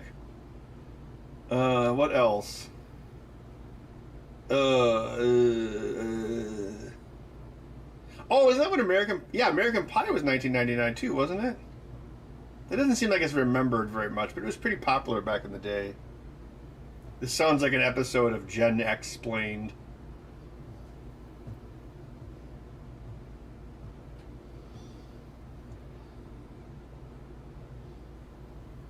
Oh, I think Tim Allen's like a perfect person to play like a Kirk or a Shatner type character. I mean, he's not a great actor, but his persona is definitely right. God, yeah, there's a lot of people with Galaxy Quest too. Like, obviously Alan Rickman, and God, who else? Wasn't Tony Shalhoub in that? And then Dwight from The Office is in it. And, of course, Sigourney Weaver, who's awesome. Actually, yeah, there's a decent number of people in that. And the I'm a Mac guy, he was in it. Justin Long.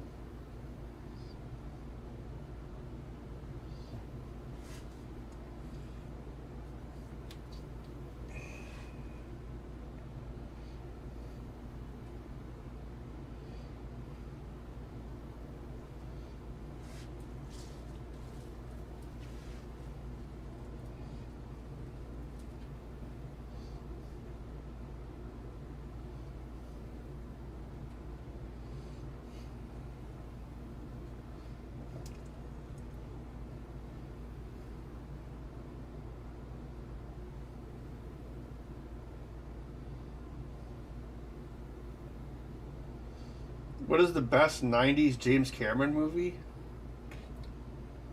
Well, what? There's three to pick from?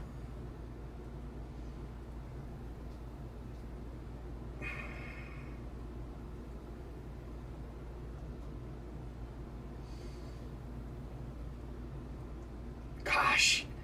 I almost want to say Titanic. Because I'm very open about the fact that I think... Well, I don't think... Well, actually, yes. I think Terminator 2 is overrated because it's just a big budget remake of the first one.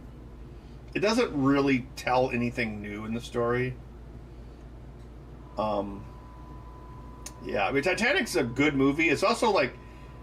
It was a really weird thing for James Cameron to make, like a boat love story at the time. It's still pretty anomalous. And it was like supposed to be the biggest bomb ever, and like I remember like reading like magazines about it, and they're like, the budget of Titanic has gotten so large that the only way this movie will make a profit is if it's the biggest movie ever. And then it was the biggest movie ever. I don't know. It was kind of like an underdog tale.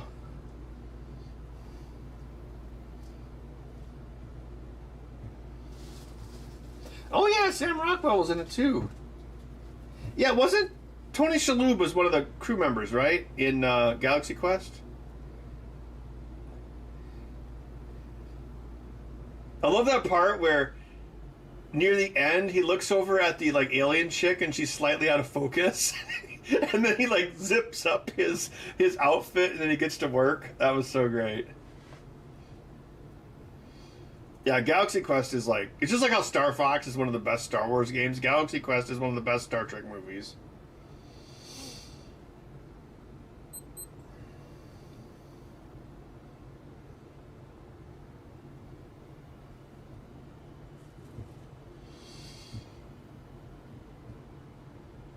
Yeah, I don't know. I do really like Titanic.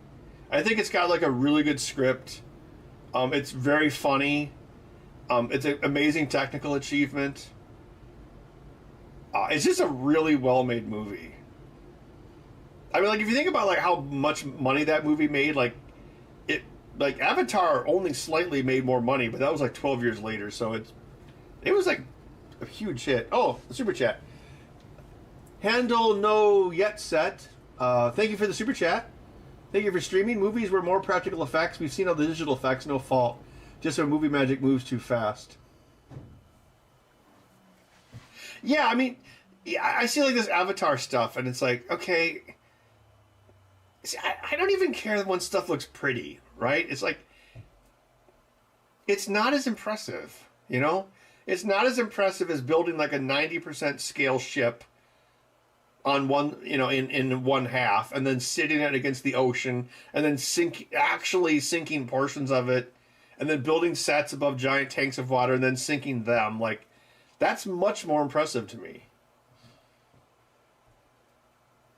Because, you know, you're actually doing something, you know? I mean, Avatar is just, you know, millions of man-hours of CGI labor, but it's not, I don't think it's as impressive, because it isn't. Well, David Pison, obviously, to make more money. Bill Paxton should have got an Oscar for Titanic. Well, you know, he should probably have been the star of Titanic. He should have been Jack. He would have been like, you want to go to a real party? Bill Paxton should have got an Oscar for being Bill Paxton. Yes. And now Bill Paxton's dead, sadly.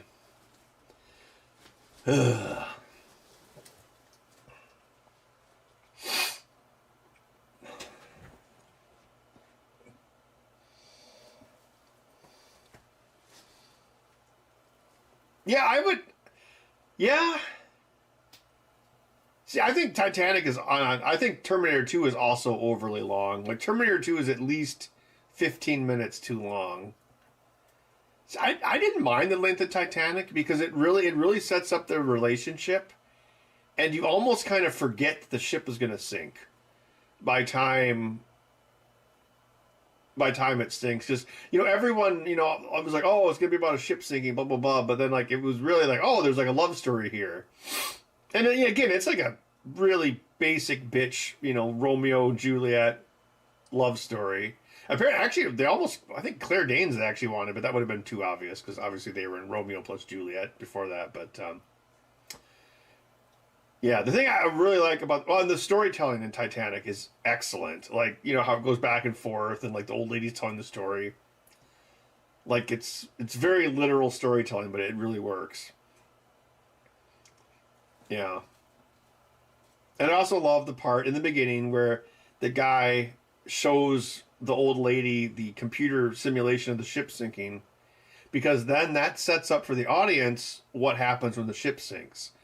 So, you know, for people who aren't like Titanic nuts like James Cameron, so you get this like preview of what's going to happen. So while it's happening in the third act, you kind of know where you are in the story. You're like, oh, the ship broke in half. That means there's not much left. Because if you look at, like, one thing I've noticed, because I've watched many, many bad movies on purpose, is a big thing that bad movies do is that they're really boring, and they're boring because their plot structure sucks, because things just randomly happen, like in Wild Wild West. And so you lose your subconscious place in the story, and that makes them boring because you don't know where you are. You feel like you're lost, and that's when, like, when you look at your watch.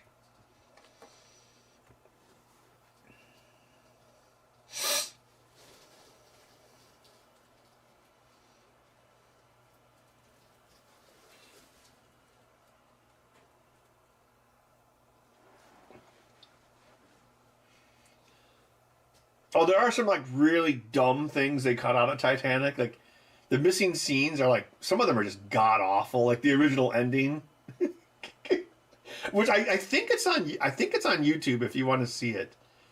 But like when she drops the thing in the ocean at the end, there was a scene before that where everyone on the ship tries to stop her from doing it, and it was god awful. I know I was praising the script earlier, but. And so, like, when she, in the released film, when she drops the thing in the water at the end, they actually had to paint out the actors behind her. Because, like, Bill Paxton and them was, like, watching her do it. And he's like, don't do it. Don't drop it in the ocean. Like that, but they actually filmed that. It was so bad. Oh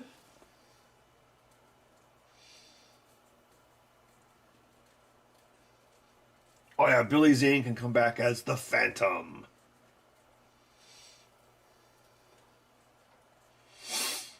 You know what would have been really awesome? Like if Sam Raimi could have directed The Shadow. But he didn't.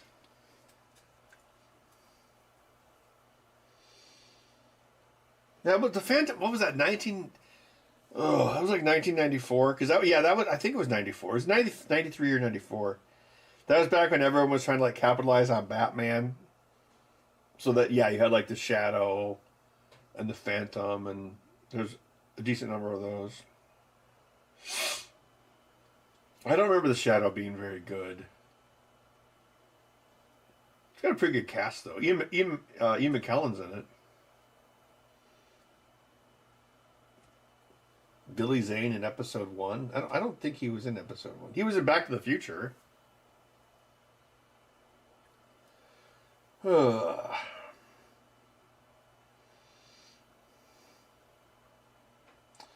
So All Lucky 7, Sam Raimi was trying to get the rights to make The Shadow, and he couldn't, and that's actually why he created the character of Darkman. So Darkman was like his Temu Shadow. And it's pretty similar too. But yeah, it's too bad he couldn't have made like, I mean, really, if you think about it, Darkman's like a better version of the Shadow than the Shadow was. Liam Neeson to return as Darkman.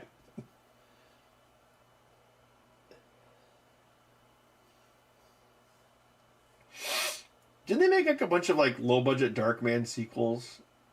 I never saw any of them. You know, Darkman was probably the first Sam Raimi movie that I ever saw. Yeah, I'm pretty sure I saw it. So I know I saw Army of Darkness. That was the first Evil Dead movie I saw. But I'm pretty sure I saw Darkman before that, because yeah, it came out before Army of Darkness. It was 1990, I think.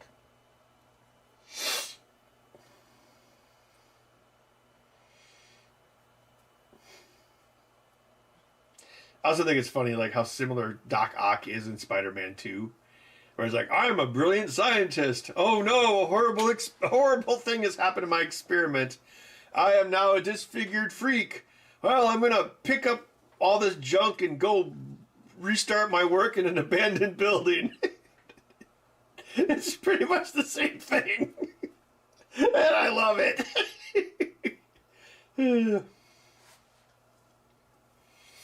Actually, I've seen it before, obviously, but I rewatched Darkman just a couple years ago, and like, there's a surprising amount of Spider-Man DNA in that movie. It actually, yeah. I remember when they announced Spider-Man and Sam Raimi was going to direct it. I'm like, oh man, this is going to be great. I just knew it was going to be great. Because like if you look at movies like Darkman, it's already had a lot of the DNA in it. Spider-Man Noir. Is that actually a live-action film, or is it like another Into the Multiverse movie? Or is it actually... Nick Cage is actually in it?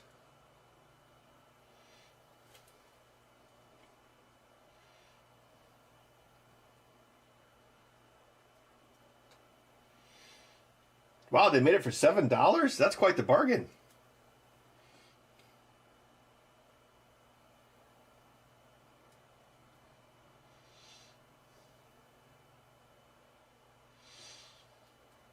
Oh.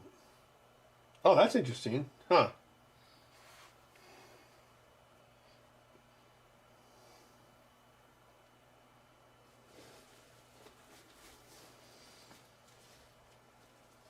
Oh, Arnold Vosloo, and we've now connected back to the Mummy. See, it's it's all connected. Oh, yeah, well, everything was shot in Toronto back then. Maybe not the original Darkman, but yeah. Oh crap! I still need to. Oh god, I just hate going to theaters. If I didn't hate going to theaters, I would have gone to see Sam Raimi's new movie. I feel like such a bastard not seeing it. I saw an ad for it on TV. It's like sometimes I see TV at the bar, and like the ad for Send Help actually had Sam Raimi in the ad. They were like, "Yeah, let's sell Sam Raimi. He's the real star."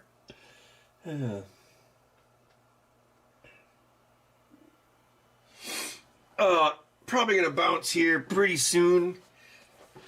Oh, I didn't have any new controllers, but that's fine.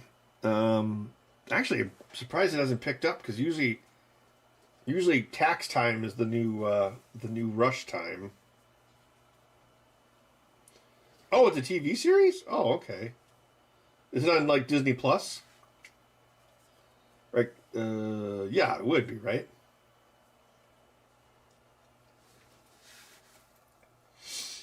Bud, are you a dark man? Are you Dark Kitten? I am everyone, and I am no one. Call me Dark Kitten, and I've turned into Bruce Campbell. Dark Kitten.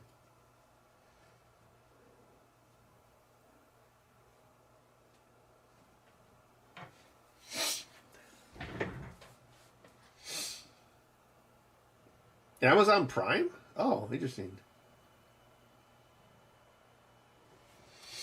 Oh yeah, Certain Shape. I've seen Slipstream. Yeah.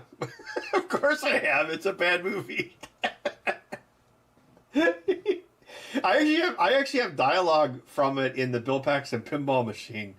He says, "They'll never catch us. We're going to a part of the Slipstream even I've never been to before." There's actually some pretty good Bill Paxton lines in that movie. I remember the one, the lady is like, "I'm so bored of my body. Bore me to death." Yeah, it's great.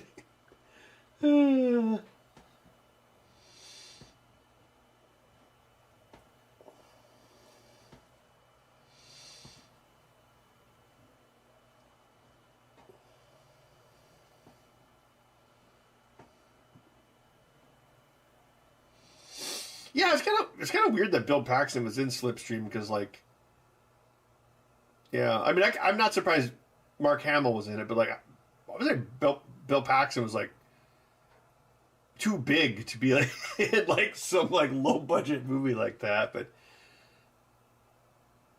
wasn't he the star of it? Maybe that's why he did it. Yeah. Because I want to say that was 89, and in 89 he was in Next of Kin was 1989, which also had Liam Neeson in it. Next of Kin is like one of those movies like Dazed and Confused, where like everybody's in it before they were somebody. Like Next of Kin is like, well, it stars Patrick Swayze, but Liam Neeson's in it. Oh, Liam Neeson had been in movies for quite a long time even before then, because he was like in Crawl. Liam Neeson, Bill Paxton, Billy Baldwin, Helen Hunt. Who else was in it? The guy from Zoolander, whatever, I forgot his name. Yeah, there's quite a few people in that movie. It's like rednecks versus mobsters. That's the plot of the movie.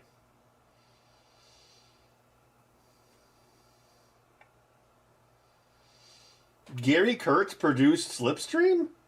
Really?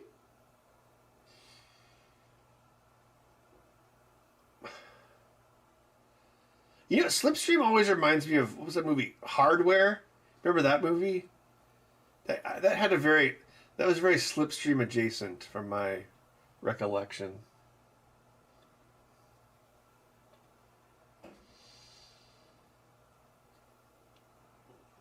Yeah, you're right. 89 probably would have been good.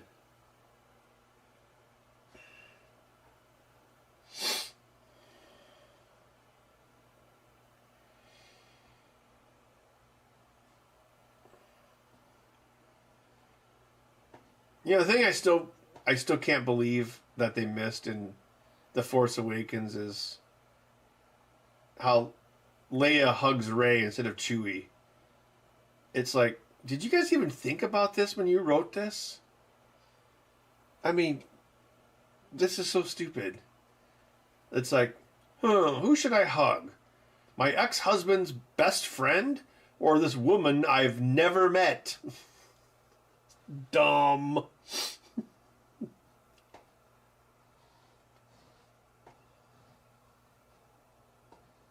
You know what else is like weird? Like, what's his face? J.J. Abrams hasn't made a movie since Rise of Skywalker. Like, that's kind of weird. Like, did he just give up? I mean, maybe it's for the best. Spider-Man, he gave up.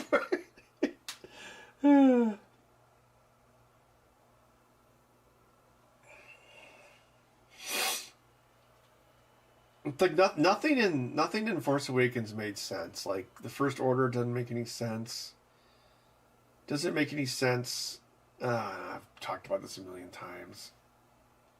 It's like The Last Jedi is worse, but a lot of its problems come from The Force Awakens, and then Rise of Skywalker is worse than The Last Jedi, and all of its problems come from The Last Jedi. It's like trickle down shitonomics.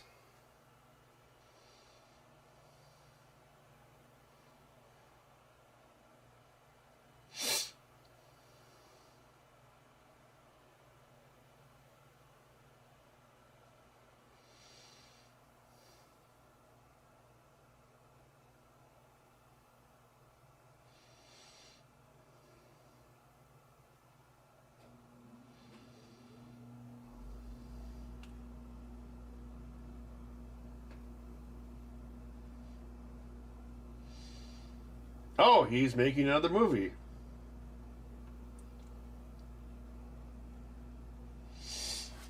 I think J.J. Abrams is a really good director. He just always directs terrible scripts. It kind of sucks. He's like the anti-Spielberg, because Spielberg always directs good scripts, or really good scripts. Like I bet if you gave like J.J. Abrams a script as good as like Minority Report or Catch Me If You Can, I bet he would do a really good job with it. But he just always gets these shitty Alex Kurtzman scripts.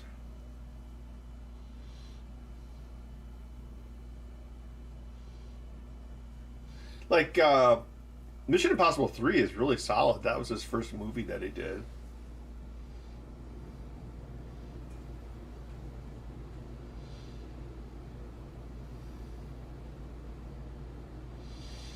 You know, I don't think JJ was that involved with Fringe.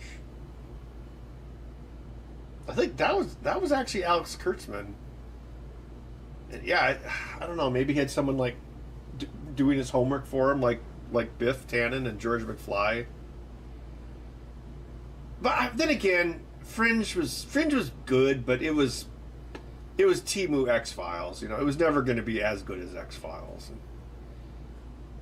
I think I actually did finally watch all of it. That was back in the Halcyon days when like everything was on Netflix. You know, like Disney, ABC, Fox. It was all on Netflix. I actually think I have this theory that Fox kept Fringe going longer than it probably should have out of Firefly guilt. Because I think they did like 5 seasons of Fringe, and it's like really 3 would have been enough.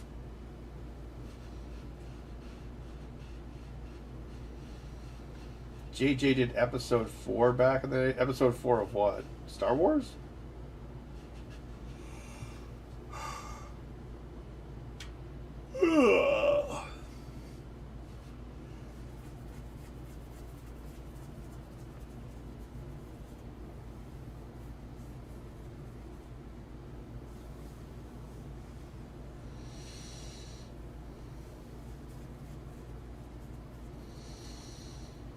JJ did do episode 4? Yeah.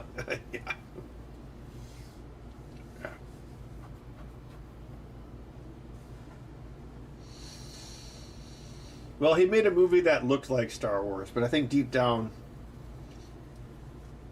he doesn't quite understand what made Star Wars work. I mean, I think if someone did like something like Star Wars again, I mean, I guess you could say they kind of do it with Avatar because Avatar is like so simple and ancient. Like, I guess it works. You know, because you feel like like right now, like we're living in an incredibly cynical time. The movies are very like cynical and postmodern, which is, it's very similar to the 1970s. And so yeah, if you made something that was like as pure as Star Wars was in 1977, it would probably do really, really well. But you don't really see that. Like the closest is probably Avatar. I hate to say it, but. And Avatar does well, even though it's really simple. No, I think like the first 40 minutes of Force Awakens is really good. I think if you took like the first 40 minutes of Force Awakens and the last half hour of Rogue One and like the middle of Han Solo, you would actually have a really good Star Wars movie. But I'm also a Rogue One hater because the last 30 minutes is like the best Disney Star Wars that Disney made, but the hour and a half before that I think is just pointless.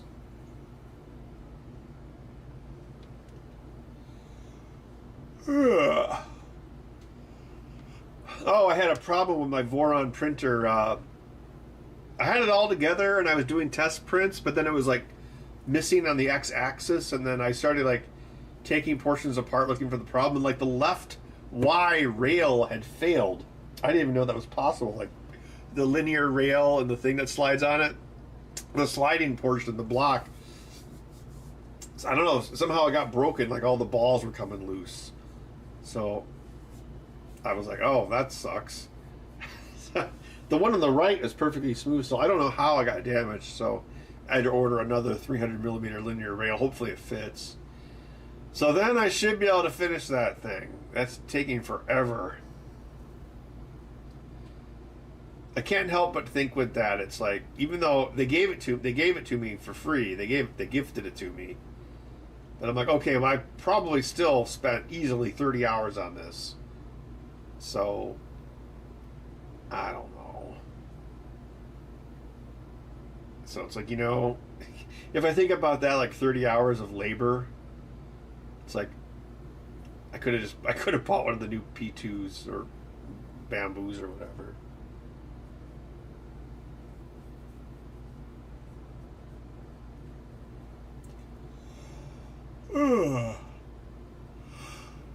Maybe this week I'll finish.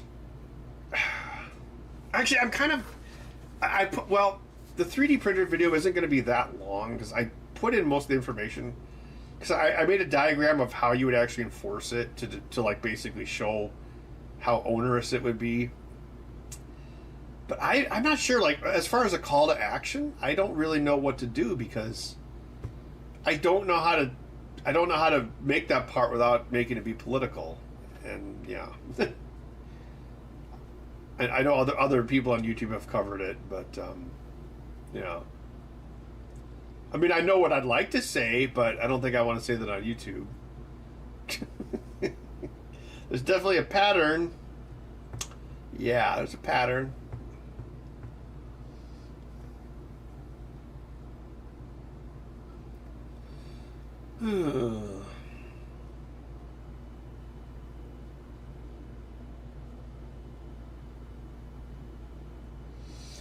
All right. Well, I think I'm going to bounce. Thanks for everyone for stopping by. I guess we'll see you next week. Yeah, I don't think I have any. I did a bunch of work trips the last couple months, so I think I'm pretty much done with those because we got the game, the prototype done. So I should be around pretty much every Monday for a while now. We should have the sign up for MGC's workshop. That I would guess probably by next week that'll be up. So if anyone's interested in joining, I kept the cost the same.